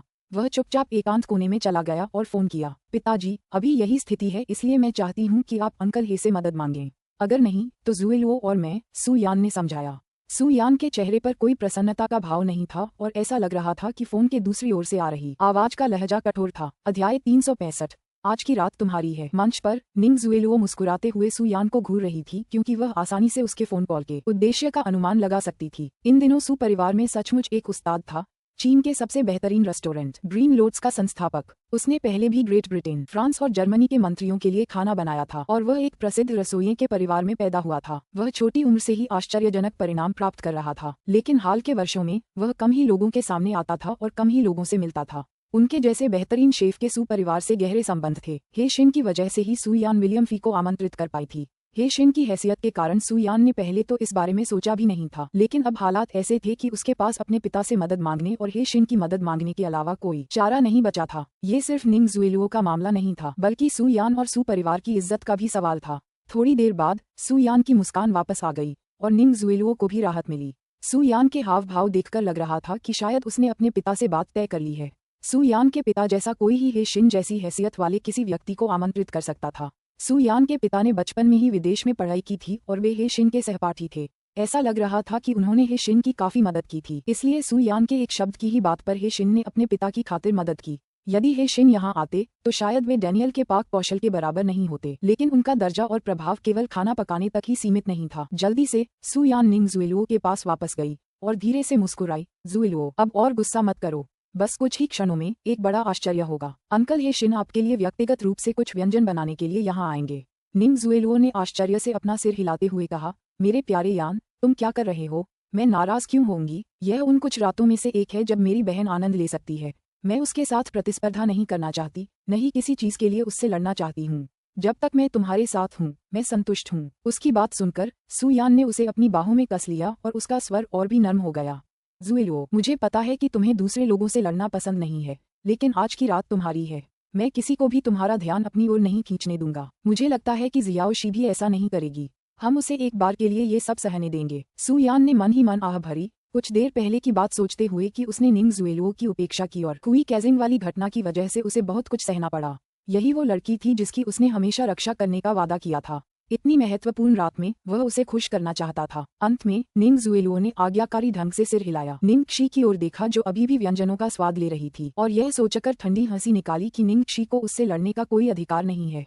आज रात का भोज सामान्य से अधिक जीवंत था, क्योंकि होटल के चारों ओर पत्रकारों की भीड़ थी, लेकिन होटल ने अस्थायी तौर पर अतिरिक्त सुरक्षा तैनात कर रखी थी और बिन बुलाए मेहमानों को आने से रोक दिया था। इस समय निंग शी श्रीमान डैनियल के साथ भोजन के स्रोतों और खाना पकाने के तरीकों के विषय पर बातचीत कर रही थी। श्रीमान डैनियल बहुत दयालु थे और अपनी वर्षों की विशेषज्ञता और अनुभव से उन्होंने धैर्यपूर्वक निंग शी के सवालों का एक एक करके जवाब दिया। धन्यवाद मिस्टर डैनियल, आप सबसे अच्छे हैं। निंग शी ने खुशी से अपना आभार व्यक्त किया। अगर मुझे अपने साथियों की आपत्ति का डर न होता तो शायद मैं तुम्हें अपना छात्र बना लेता। श्रीमान डैनियल ने हंसते हुए कहा। जाहिर है उन्हें यह नया दोस्त पसंद आया जिसे खाना बनाने का भी शौक था। जैसे ही निंग शी कुछ कहने वाली थी, पूरे हॉल में एक तेज ठंडी हम्फ की आवाज फैल गई। अध्याय 366 युद्ध की शुरुआत। तुम लोग तो बस विदेशी आदर्शों की अंधभक्ति कर रहे हो। इन व्यंजनों में ऐसा क्या खास है? ये हमारे पूर्वजों के व्यंजनों के आधे भी नहीं हैं। हमारे चीनी भोजन की एक विस्तृत और गहन ऐतिहासिक पृष्ठभूमि है और इसकी उत्पत्ति बहुत पहले हुई थी। हमारी 8 व्यंजनों की श्रृंखला में से कोई भी व्यंजन इन विदेशियों को तुरंत शर्मिंदा कर सकता है। फांगिया ने मंच पर ठंडे स्वर में कहा। उसके शब्द बहुत कठोर थे और एक मेहमान ने उसे टोकते हुए कहा, अरे सुंदरी, आप इसे ऐसे नहीं कह सकती। हाँ, हमारा खाना लाजवाब है, लेकिन कंट्री एफ भी अपनी खाद्य संस्कृति के लिए मशहूर है। सीधे शब्दों में कहें तो हम सबकी अपनी अपनी खूबियां हैं। ऐसा इसलिए है क्योंकि तुमने पहले कभी बेहतरीन चीनी व्यंजन नहीं चखा है, वरना तुम ऐसा कुछ कह ही नहीं सकती। उसने निंग शी को तिरस्कार से देखा और आगे कहा, तुम जैसे लोगों की वजह से ही, जो विदेशी आदर्शों की अंधभक्ति करते रहे हैं, हमारे पूर्वजों की संस्कृति और इतिहास का पतन हुआ है। तुम अपने देश की रचनाओं का समर्थन नहीं करते, बल्कि दूसरे देशों की चीजों का समर्थन करते हो। छिछले, बेहद छिछले। सिर्फ छिछले ही नहीं, तुम शर्मनाक हो। कोने में खड़ी निंग शी ने आंखें मूंद लीं। बिना सोचे समझे उसे पता था कि फांगिया खुद ऐसा कुछ नहीं कर पाएगी, लेकिन फांगिया के पीछे निंग जुएलुओ के साथ, जैसा कि अपेक्षित था, निंग जुएलुओ को पता था कि जिस तरह से चीजें चल रही थीं, उससे वह संतुष्ट नहीं होगी। वायस का सरप्राइज खुल जाने के बाद निंग शी अब डरी हुई नहीं थी।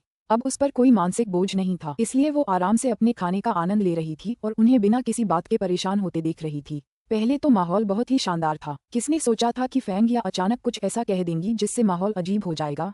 विशेष रूप से 2 विदेशी शेफ मास्टरों के चेहरे, जो चीनी भाषा में पारंगत थे, उस समय काले पड़ गए जब उन्होंने फैंगिया की बात सुनी। आज रात जश्न का डिनर है।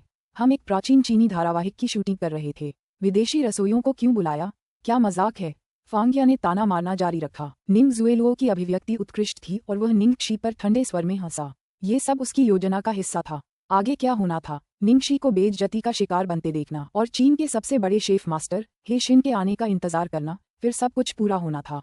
आज की रात फिर भी उत्तम होगी। आखिरकार कुछ लोग फांगिया की बातों से सहमत होने लगे। दरअसल मिस फांगिया की बात सही है। हमारे देश के शीर्ष शेफ भी उतने ही महान हैं, इसलिए वे इन 2 विदेशियों से बिल्कुल नहीं हारेंगे। उदाहरण के लिए श्रीमान ही शिन को ही लीजिए। हमारे देश के शीर्ष भोजनालय ग्रीन लोट्स के संस्थापक होने के नाते उन्हें कई देशों के नेताओं ने आमंत्रित किया है, जिससे स्पष्ट है कि हमारे शेफ भी महान हैं और पश्चिमी लोगों से पीछे नहीं हैं। सिर्फ हे शिन ही नहीं, बल्कि महान श्री कई फेंगजियान भी हैं। उनके पूर्वज शाही रसोइये थे, जिन्होंने अब तक पूर्व सम्राटों की सेवा की है। वर्षों के अनुभव और तात्कालिकता के कारण उनका कौशल अद्भुत है।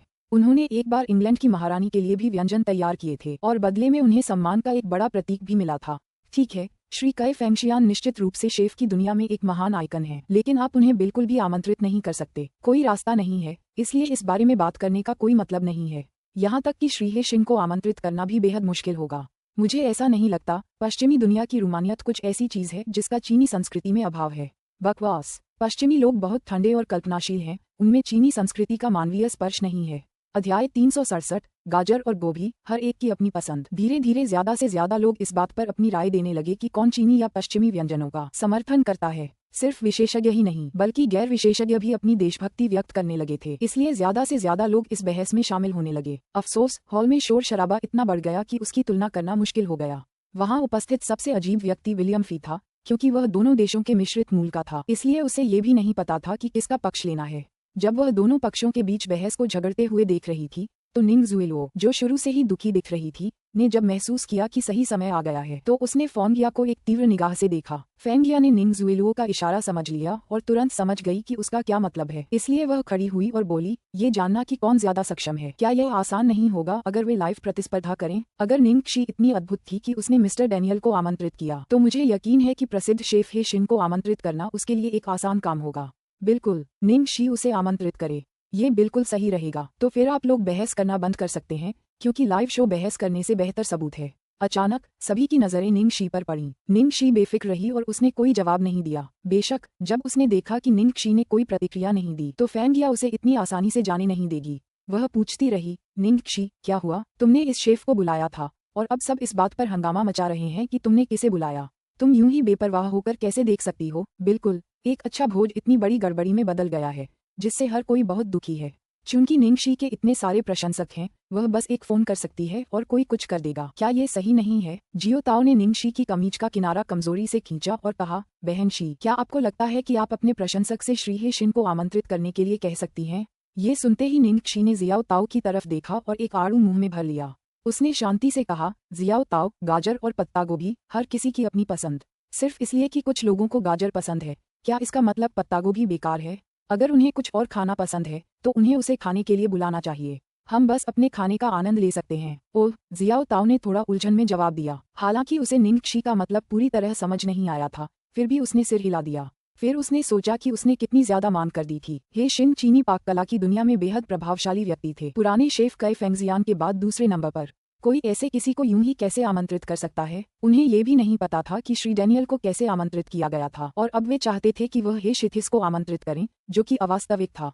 ठीक है, मैं बस पूछ रही थी। असल में मुझे लगता है कि ये थोड़ा नामुमकिन भी है। ये लोग भी बहुत ज्यादा हैं। तुम्हारी बदौलत इन्हें इतना अच्छा खाना मिल पाया। अब ये न सिर्फ शुक्रगुजार नहीं है, बल्कि उल्टा तुम्हारे लिए मुश्किलें खड़ी करने की कोशिश कर रहे हैं।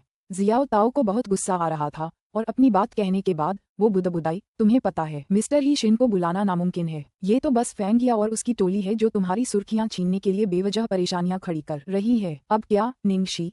चूंकि तुम्हारा प्रशंसक इतना सक्षम है, तो उसे मिस्टर हे शिन को आमंत्रित करने के लिए कहो, ताकि हम एक आंख खोलने वाला अनुभव कर सकें। जब लोगों ने फेंगिया का सुझाव सुना तो उनमें से कई ने उनकी बात दोहराई, जबकि अन्य लोगों को अब भी लगा कि यह असंभव है। मजाक बंद करो, डैनियल को आमंत्रित करना ही काफी कठिन है। अब आप हे शिन को भी आमंत्रित करना चाहते हैं? दरअसल आप बिना किसी पूर्व बुकिंग के किसी को तुरंत आमंत्रित करना चाहते हैं अपने सपनों में। क्या ये कार किराए पर लेने जैसा है? निंग शी का प्रशंसक किसी असाधारण पृष्ठभूमि से हो सकता है, लेकिन यह इतना अतिरंजित नहीं हो सकता।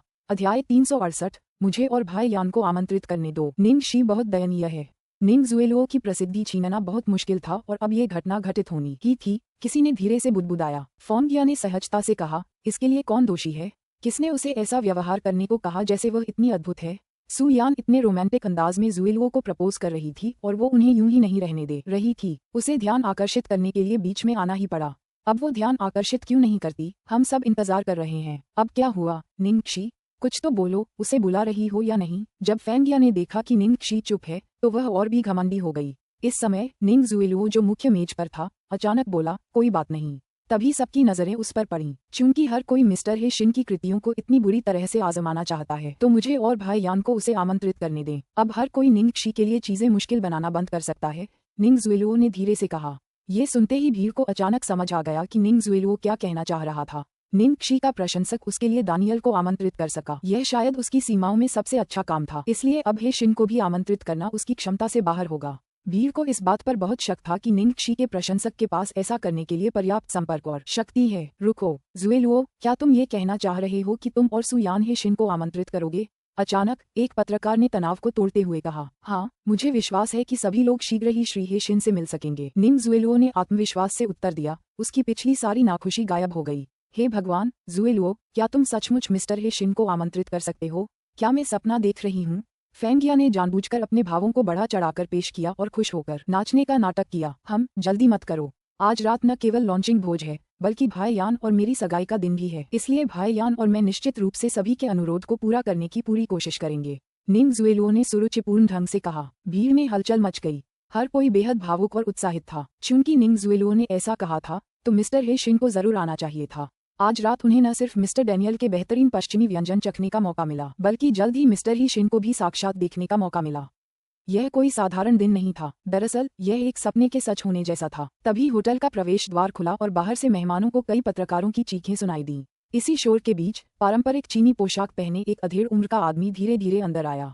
हे शिन, हे शिन, ये श्रीमान हे शिन है। ये वास्तव में श्री हे शिन है। सु यान और जुएलुओ ने वास्तव में मिस्टर हे शिन को आमंत्रित किया है। उस समय कुछ फूड शो होस्ट स्पष्ट रूप से भावुक थे और हे शिन को देखकर आश्चर्यचकित थे। अंकल हे शिन, आने के लिए धन्यवाद। सु यान ने निंग जुएलुओ को सम्मानपूर्वक उनका अभिवादन करने के लिए प्रेरित किया। हे शिन ने निंग जुएलुओ और सु यान की तरफ सिर हिलाया। उसने सु से डिनर के बारे में पहले ही सुन लिया था। यान के पिता, सबसे पहले आप दोनों को बधाई। मेरे पास ज्यादा कुछ नहीं है, चलिए शुरू करते हैं। हे शिन ने सु यान से ये कहा और फिर डैनियल के पास चला गया। मिस्टर डैनियल, आपसे मिलकर खुशी हुई। किसे पता था कि हम यहाँ मिलेंगे? हे शिन ने मुस्कुराते हुए कहा। ओह मिस्टर हे शिन, मैं आपके बारे में बहुत समय से सुन रहा हूँ। आप चीनी पाककला के उस्ताद हैं। आज आपसे मिलकर मुझे बहुत खुशी हुई, मिस्टर डैनियल ने विनम्रता से उत्तर दिया। पाककला के मामले में हे शिन की तुलना डैनियल से तो नहीं की जा सकती, लेकिन हे शिन सिर्फ रसोई तक ही सीमित नहीं थे। उन्हें दुनिया भर के शीर्ष सरकारी अधिकारियों ने आमंत्रित किया था और उन्हें ढेरों प्रशंसाएं भी मिली थीं। हैसियत के मामले में वे डैनियल के सामने बिल्कुल टिक सकते थे। मैं जानना चाहता हूँ कि क्या आप मुझे कुछ समय के लिए अपनी जगह दे सकते हैं?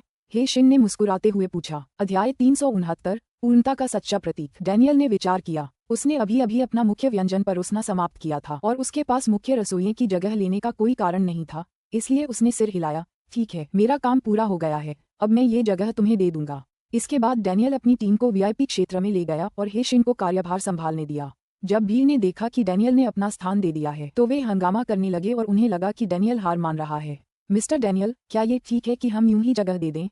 हे शिन की पाककला आपके स्तर की नहीं है, चाहे किसी भी पहलू से देखें। मिस्टर डैनियल, आप फिर भी सर्वश्रेष्ठ हैं। एलेन पासा ने भौहें चढ़ाईं। हमने पहले ही मुख्य भोजन तैयार कर लिया है और परोस दिया है, इसलिए वास्तव में उस स्थान पर कब्जा करने का कोई कारण नहीं है, डैनियल ने लापरवाही से उत्तर दिया। चूंकि दानियल पहले ही अपनी बात कह चुका था, इसलिए एलेन ने स्वाभाविक रूप से कुछ और नहीं कहा। ये सच था कि जब कोई दानियल के स्तर पर पहुंच जाता है तो उसे छोटी छोटी बातों की ज्यादा परवाह नहीं रहती। आधे घंटे के भीतर ही हे शिन ने कई अनोखे चीनी व्यंजन तैयार कर लिए थे। भोजन की खुशबू तुरंत होटल के हर कोने में फैल गई, जिससे सभी के मुंह में पानी आ गया। मिस जुएलुओ, आपके और सु यान के लिए मेरी शुभकामनाएं इस व्यंजन के माध्यम से व्यक्त की गई हैं। हे शिन ने अपने सामने सु यान और निंग जुएलुओ से कहा।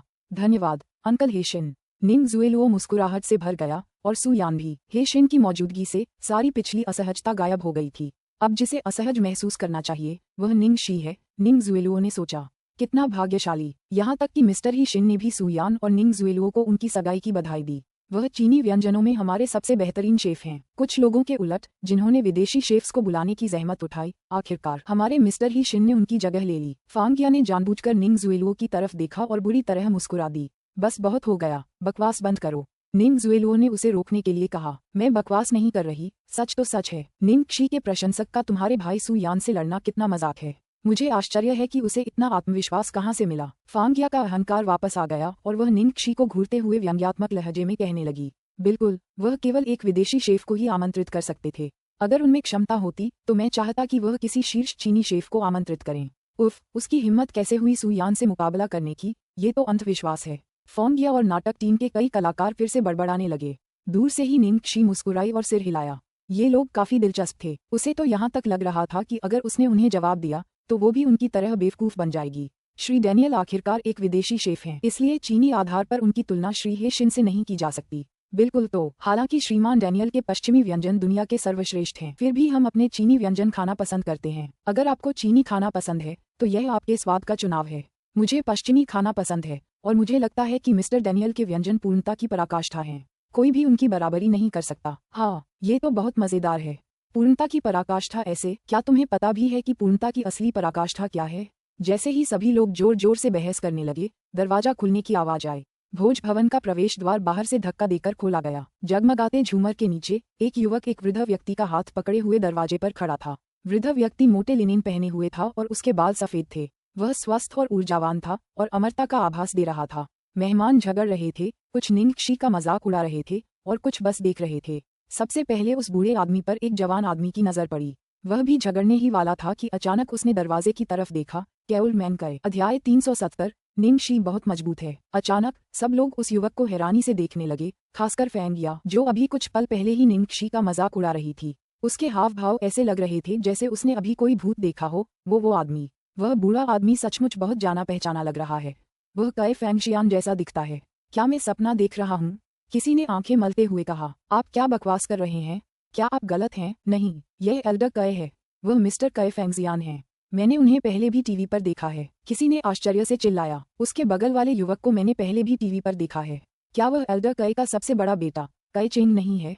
अगर तुम्हें मेरी बात पर यकीन नहीं है तो मैं अभी ऑनलाइन खोजता हूँ। एक स्थानीय चैनल पर एक लोकप्रिय फूड शो प्रसारित हुआ जिसने खाने पीने के शौकीनों में एक बड़ी लहर पैदा कर दी। आखिरी एपिसोड खास तौर पर श्री कय फैंगशियान को समर्पित था और इसने कई लोगों पर गहरी छाप छोड़ी। पेशेवर खाद्य पत्रकारों के अलावा बहुत से लोग कय फैंगशियान के बारे में जानते थे, जिनमें फैंगिया और उनके समूह के लोग भी शामिल थे। एक युवक उत्साह से उछलता हुआ उनकी ओर बढ़ रहा था। एल्डर कय, डोडो, क्या आपको अब भी मेरी याद है? 8 साल पहले किंग चेंग में एक छोटा सा रेस्तरां था। आपने पहले भी मुझे व्यक्तिगत रूप से मार्गदर्शन दिया है। बुजुर्ग ने कुछ देर सोचा। क्या ये लाइफू रेस्तरां है?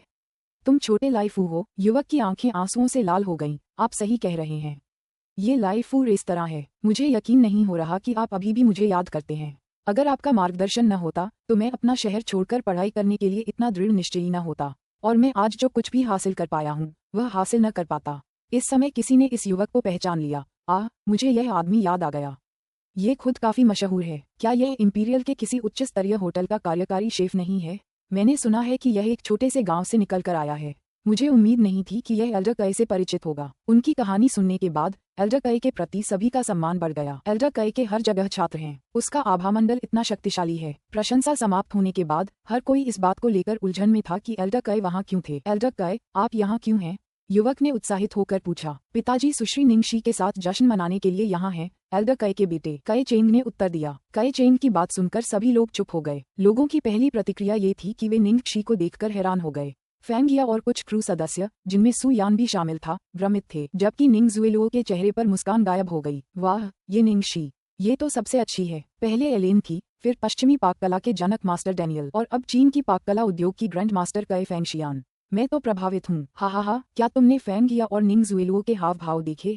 एक सेकंड पहले फैंगिया अभी भी उसका मजाक उड़ा रही थी और घमंड से भौंक रही थी, और फिर अगले ही पल मिस्टर कय यहाँ आ गए। ये बहुत मजेदार है। निंगक्षी बहुत मजबूत है। इतना बड़ा और ताकतवर बनने में क्या बुराई है? उसके पास है तो बस दिखावा कर रही है, और वो तो पूरी ताकत लगा रही है।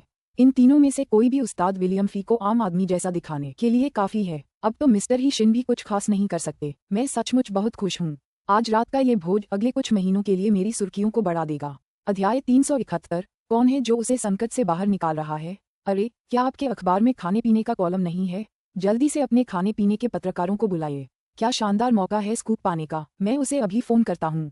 खाने वाले कॉलम का संपादक एल्डर कय का जबरदस्त प्रशंसक है। उसके कंप्यूटर के वॉलपेपर और स्क्रीन सेवर पर भी एल्डर कय के बनाए खाने की तस्वीरें ही हैं।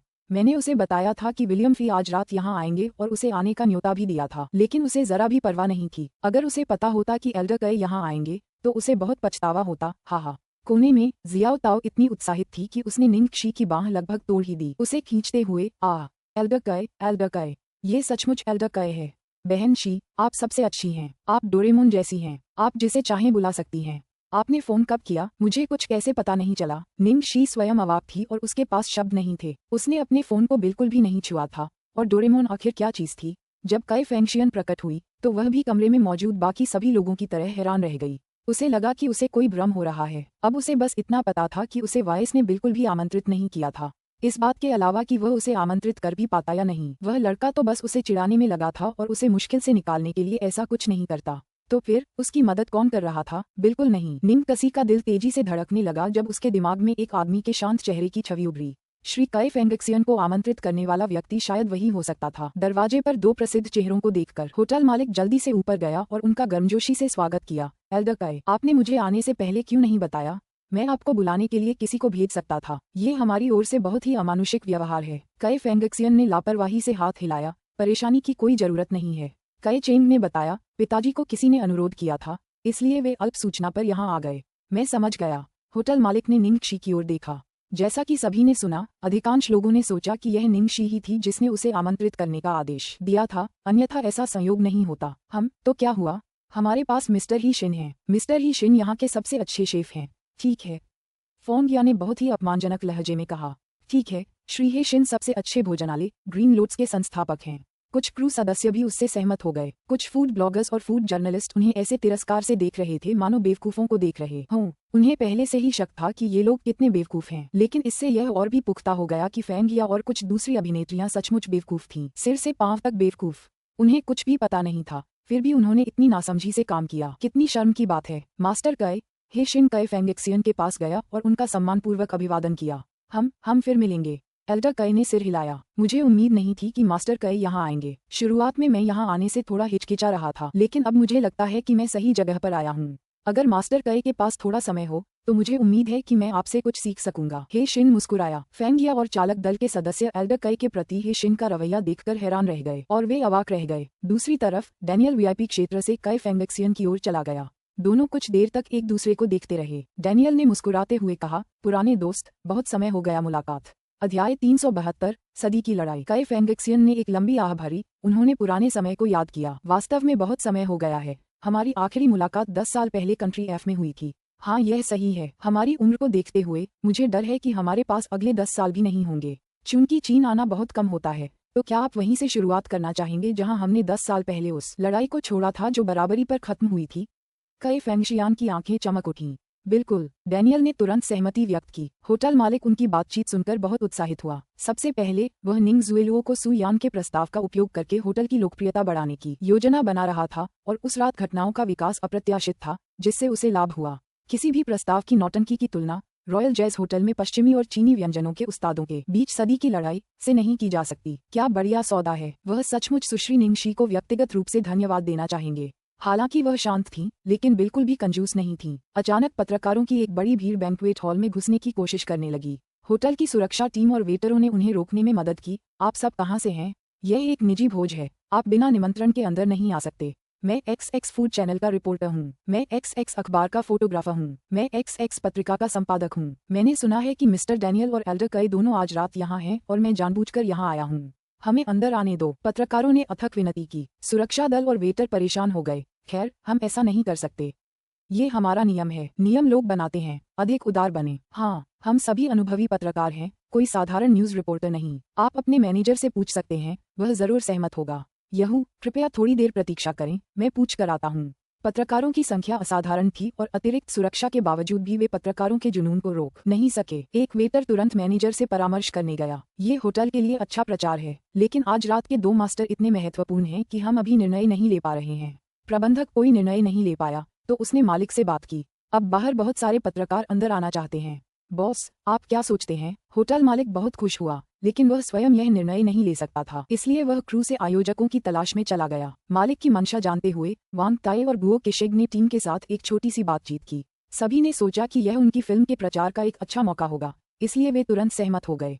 और अब जो बचा था वह दोनों संबंधित पक्षों की राय थी। होटल मालिक ने अपने हाथ मलते हुए दोनों मालिकों की ओर बढ़ते हुए उन्हें स्थिति समझाई और घबराहट से पूछा, ये पत्रकार आप दोनों के लिए यहाँ हैं। मैं सोच रहा था कि क्या आप यहाँ उनकी उपस्थिति का स्वागत करेंगे। डैनियल और कई फेंगक्सियन ने एक दूसरे को देखा, फिर निंग शी को एक साथ देखा। डैनियल ने पहले कहा, मैं यहाँ खूबसूरत सुश्री निंग शी और उनके सम्मानित मेहमानों के लिए आया हूँ। अगर वे उनके मेहमान हैं तो मुझे कोई आपत्ति नहीं है।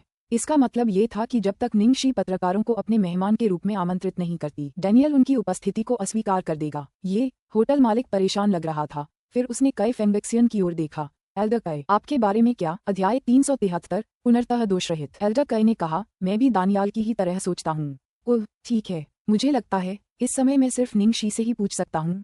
होटल मालिक निंग क्षी की ओर दौड़ा। मिस निंग क्षी, आपने सुना कि मिस्टर डैनियल और एल्डर कई ने क्या कहा? वे सिर्फ आपके मेहमानों की रिकॉर्डिंग ही स्वीकार करेंगे। बाहर इतने सारे पत्रकार इंतजार कर रहे हैं। आपको क्या लगता है? निंग क्षी ने ये सुनकर सोचा, चूंकि यह कई पार्टियों के लिए खुशी का मौका था, इसलिए अगर उसने अभी मना कर दिया तो कई लोग नाराज हो जाएंगे।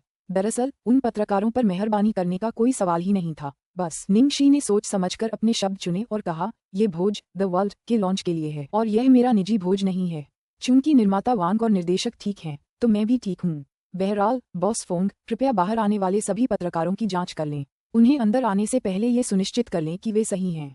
साथ ही वे भोज के प्रवाह को प्रभावित नहीं करने चाहिए, वरना हमें उन्हें बाहर निकालना पड़ेगा। दोनों शेफ दूर से आए हैं, हम कोई अप्रिय घटना नहीं चाहते। आप क्या सोचते हैं? निंग क्षी के तर्क में कोई खोट नहीं था। बॉस फोंग की आंखों में सम्मान की एक ऐसी चमक थी जो आसानी से नजरअंदाज हो सकती थी। वही तो इस भोज के योजना के अनुसार होने की सबसे ज्यादा उम्मीद कर रहे थे, इसलिए स्वाभाविक रूप से उन्होंने सहमति दे दी। जरूर, मैं उन्हें बता दूंगा और माहौल को नियंत्रित करने के लिए सुरक्षा बढ़ा दूंगा। इससे आज रात के कार्यक्रम और हमारे माननीय रसोइयों पर कोई असर नहीं पड़ेगा। बहुत जल्दी ही बाहर से पत्रकारों का एक विशाल समूह अंदर आ गया। रिपोर्टर काफी सहयोगी थे। आखिरकार वे पेशेवर फूड जर्नलिस्ट थे और सिर्फ इस बात के आधार पर कि वे दो बेहतरीन शेफ्स की मौजूदगी में थे, उन्होंने सम्मानपूर्वक व्यवहार किया। निंग क्षी की तरफ कृतज्ञता भरी नजरों से देखने के बाद सभी चुपचाप अपने कैमरे लगाने के लिए एक कोने में चले गए।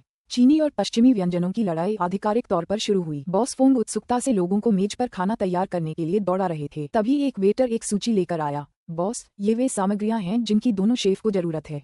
बॉस फोंग ने सूची पर एक नजर डाली और हक्के बक्के रह गए। अरे, मैं सबसे जरूरी चीज कैसे भूल सकता हूँ। पहले मुझे इस स्थिति की उम्मीद नहीं थी, लेकिन अब हमारे होटल ने निश्चित रूप से पर्याप्त सामग्री तैयार नहीं की है। मिस्टर डैनियल ने अपनी सामग्री खुद तैयार की थी, लेकिन अब वे मेनू बदल रहे हैं और उन्हें बहुत सारी अन्य सामग्रियों की आवश्यकता है। दरअसल मुझे लगता है कि अब उन्हें पहुंचाने में बहुत देर हो जाएगी। हम क्या कर सकते हैं? मैनेजर भी चिंतित था। जब होटल मालिक ने देखा कि दोनों शेफ ने तैयारी शुरू कर दी है और उन्हें पता नहीं था कि उनके होटल में पर्याप्त सामग्री नहीं है, तो उसकी चिंता और बढ़ गई। जब उन्होंने मालिक का चिंतित चेहरा देखा तो मेहमान एक दूसरे से फुसफुसाने लगे। मालिक को क्या हुआ है?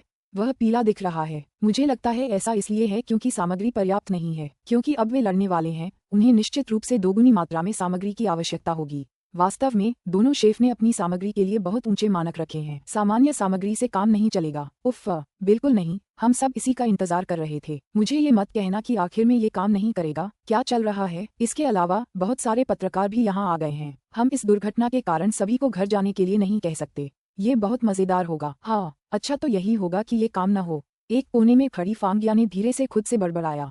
हालांकि इस बार उसने सबक सीख लिया था और अब जोर से बोलने की हिम्मत नहीं कर पा रही थी। निंग ज़ुएलुओ बाहर से शांत होने का दिखावा कर रही थी, जबकि अंदर से वह बहुत तनाव में थी। स्वाभाविक रूप से उसे उम्मीद थी कि अंत में भी सब कुछ ठीक नहीं होगा।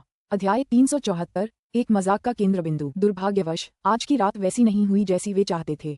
होटल मालिक चिंतित था। तभी बाहर से एक वेटर दौड़कर आया और उसके कान में कुछ फुसफुसाया। यह निश्चित नहीं था कि मालिक ने क्या सुना था, लेकिन उसके चेहरे पर स्पष्ट रूप से सदमा दिखाई दिया और फिर वह तुरंत बाहर चला गया। जैसे ही वह बाहर निकला, उसने देखा कि दो कतारों में प्रशिक्षित वेटर ताज़ी सामग्री लिए खड़े थे। ऐसा लग रहा था मानो सीधे ऊपर से हवा में उड़ाकर लाया गया हो। इतना बड़ा खर्च, ये कौन हो सकता है? क्या ये सचमुच वह हो सकता है? मालिक के मन में यह विचार कुछ देर के लिए ही आया, फिर वह रुक गया और उसने उन्हें जल्दी से सामान पहुंचाने दिया।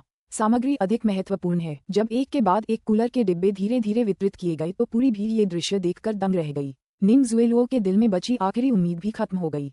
वह कुर्सी पर उदास बैठी रही। धत तेरी की, बाकी समय उसके लिए यातना जैसा था। जब भी कोई कैमरा या फोन उसकी तरफ होता, उसे खुद को संभालना पड़ता। आज रात उसे ध्यान का केंद्र होना चाहिए था, और फिर भी वह वास्तव में सुर्खियों में थी। लेकिन एक मजाक का केंद्र। डैनियल के सहायक रसोइये एलेन थे और एल्डर कई के सहायक रसोइये उनके सबसे बड़े बेटे कई चेंग थे। बाकी सहायक उनकी अपनी कुलीन टीम से थे। दोनों पक्षों ने गहनता से खाना बनाना शुरू कर दिया। जैसे जैसे समय बीतता गया, भोज कक्ष खाने की सौंधी खुशबू से महकने लगा। हर कोई खाने की मनमोहक खुशबू और उसके स्वादिष्ट होने के जादू में खोया हुआ था और अनायास ही उनके मुंह में पानी आ गया। अंत में दोनों पक्षों ने 2 मिठाइयों सहित 10-10 व्यंजन तैयार किए। एल्डर कई की ओर से उन्होंने hibiscus jelly rolls, golden shark fin soup, 5 स्वाद वाले अबालोन, मंचू पल meatballs, royal bird's nest, Thai kiwi vegetable, first class ginseng, snow crab, sweet potato cake और ड्यूरियन पफ तैयार किया था। दूसरी ओर डैनियल ने Hudson Valley duck liver pate, मिश्रित जड़ी बूटियों के साथ ग्रिल्ड स्क्वैब, जेलीफिश के साथ ताज़ा abalone, sweet sauce roast pork, Zhenjiang vinegar crisp eel, cherry apple lobster, garlic oyster tempura, mussels के साथ बेग्ड सब्जियां, प्लम शैम्पेन फ्लोट और ग्रेगर चीज पफ तैयार किया था। दोनों पक्षों के व्यंजन अनोखे थे, जो स्पष्ट रूप से उनके अपने देश की खाद्य संस्कृति का प्रतिनिधित्व कर रहे थे। लाइव रिकॉर्डिंग कर रही एक अभिनेत्री ने अपने फोन का कैमरा अपने सामने रखे खाने से भरे टेबल की ओर घुमाया और प्रशंसकों से कहने लगी, मेरे प्रशंसकों, देखो, मैं खाना शुरू करने जा रही हूँ, आप लोग बस देख सकते हैं। हाँ, लाइव देख रहे प्रशंसक तुरंत रो पड़े। रात में इतना जहर छोड़ना, और वो भी सबसे खराब किस्म का। तुम कितने नीच हो। मैं इतना गुस्से में हूँ कि मैंने मसालेदार स्ट्रिप्स खाना शुरू कर दिया। कृपया कैमरा मेरी देवी नींद की ओर घुमाएं। नहीं रुको, मुझे स्पष्ट कर देना चाहिए, ये देवी शी है। मैं देखना चाहता हूँ कि देवी कैसे खाती हैं। हमारे साथ भी ऐसा ही है। आज रात देवी शी बहुत मस्त हैं। हाँ बिल्कुल, मैं चुपचाप तुम्हें शांत देखता रहूंगा, मैं तुम्हें कभी परेशान नहीं करूंगा। अगले ही पल कैमरे कोने में खड़ी निंग शी की ओर मुड़ गए, जैसा कि जनता ने अनुरोध किया था। निंग शी का ध्यान खाने का स्वाद चखने पर था, मानो उसे सहज ही लगा हो कि कोई उसे गोली मार रहा है। उसने ऊपर देखा और विनम्रता से मुस्कुरा दी। ओह, मैं तो विद्युत सी हो गई। देवी की मुस्कान से विद्युत सी हो गई। वह इतनी सुंदर है कि मैं रो रहा हूँ। कोई आश्चर्य नहीं कि मिस्टर डैनियल सुंदर और सम्माननीय मिस निंग पर जोर देते रहे। वास्तव में केवल देवी शी ही इन दो विशेषणों की हकदार हैं। निंग शी की हड्डियों से सुंदरता निकल रही है। मैं स्टैंड बदलने जा रहा हूँ। अध्याय 375, तुलना करना कठिन। अपने आसपास मौजूद खाने के आलोचकों की टिप्पणियां सुनते हुए जियाओ ताओ ने मुंह में खाना भरकर कहा, हे भगवान, ये सब बहुत स्वादिष्ट है और दोनों में से किसी एक को चुनना बहुत मुश्किल है। बहन शी, आपके बारे में क्या ख्याल है? आपको क्या लगता है कि किसका स्वाद ज्यादा अच्छा है? निंग शी ने अपनी ठुड्डी पकड़ी और सोचा, वाकई दोनों व्यंजनों की तुलना करना बहुत मुश्किल है। मिठाई और एपेटाइजर के मामले में पश्चिमी व्यंजन चीनी व्यंजनों से बेहतर लगते हैं। मिस्टर डैनियल की मिठाइयों में न सिर्फ नाजुक कारीगरी झलकती है, बल्कि उनकी बनावट भी बहुत अच्छी है। हालांकि चीनी व्यंजनों का मुख्य व्यंजन थोड़ा आगे निकल सकता है। जैसा कि फूड जर्नलिस्ट पहले कह चुके हैं, आपको चीनी खाने के मानवीय स्पर्श का स्वाद मिलता है। उन व्यंजनों के नाम सुनकर ही आपको पता चल जाएगा कि हर व्यंजन का एक खास मतलब होता है। जियो ताओ ने सिर हिलाया। अगर आप इसे इस तरह से कहें तो तुलना करना वाकई बहुत मुश्किल है। भीड़ भरे लेकिन शांतिपूर्ण माहौल और अच्छे भोजन से मिली खुशी के बीच भोज धीरे धीरे समाप्त हो गया। भोज समाप्त होने के बाद निंग शी शौचालय का उपयोग करने चली गई, जबकि जियो ताओ बाहर उसका इंतजार कर रहा था। जैसे ही वह वेबो ब्राउज कर रही थी, किसी ने उसे पुकारा, हेलो, क्या आप मिस निंग की सहायक हैं? जियाओ ताओ ने ऊपर देखा और ये देखकर हैरान रह गई कि होटल मालिक ही उससे बात कर रहा था। जी बॉस फोंग, क्या मैं आपकी कुछ मदद कर सकती हूँ? हाँ, मिस निंग के लिए मेरी तरफ से एक छोटा सा तोहफा है। अगर यह ज्यादा खराब न हो तो कृपया इसे उनकी तरफ से स्वीकार कर लीजिए। बॉस फोंग ने उन्हें एक छोटा सा कार्ड देते हुए कहा। जियो ताओ ने सोने से मढ़े कार्ड पर एक नजर डाली और पूछा, यह क्या है? बॉस फोंग ने बताया, ये हमारे रॉयल जैज होटल का प्लेटिनम कार्ड है। रॉयल जैज होटल में 3 तरह के कार्ड होते हैं, सिल्वर, गोल्ड और प्लेटिनम। प्लेटिनम सबसे उच्च रैंकिंग वाला कार्ड है। आपको न सिर्फ 60% तक की छूट मिलेगी, बल्कि आपको सबसे सम्मानजनक व्यवहार भी मिलेगा।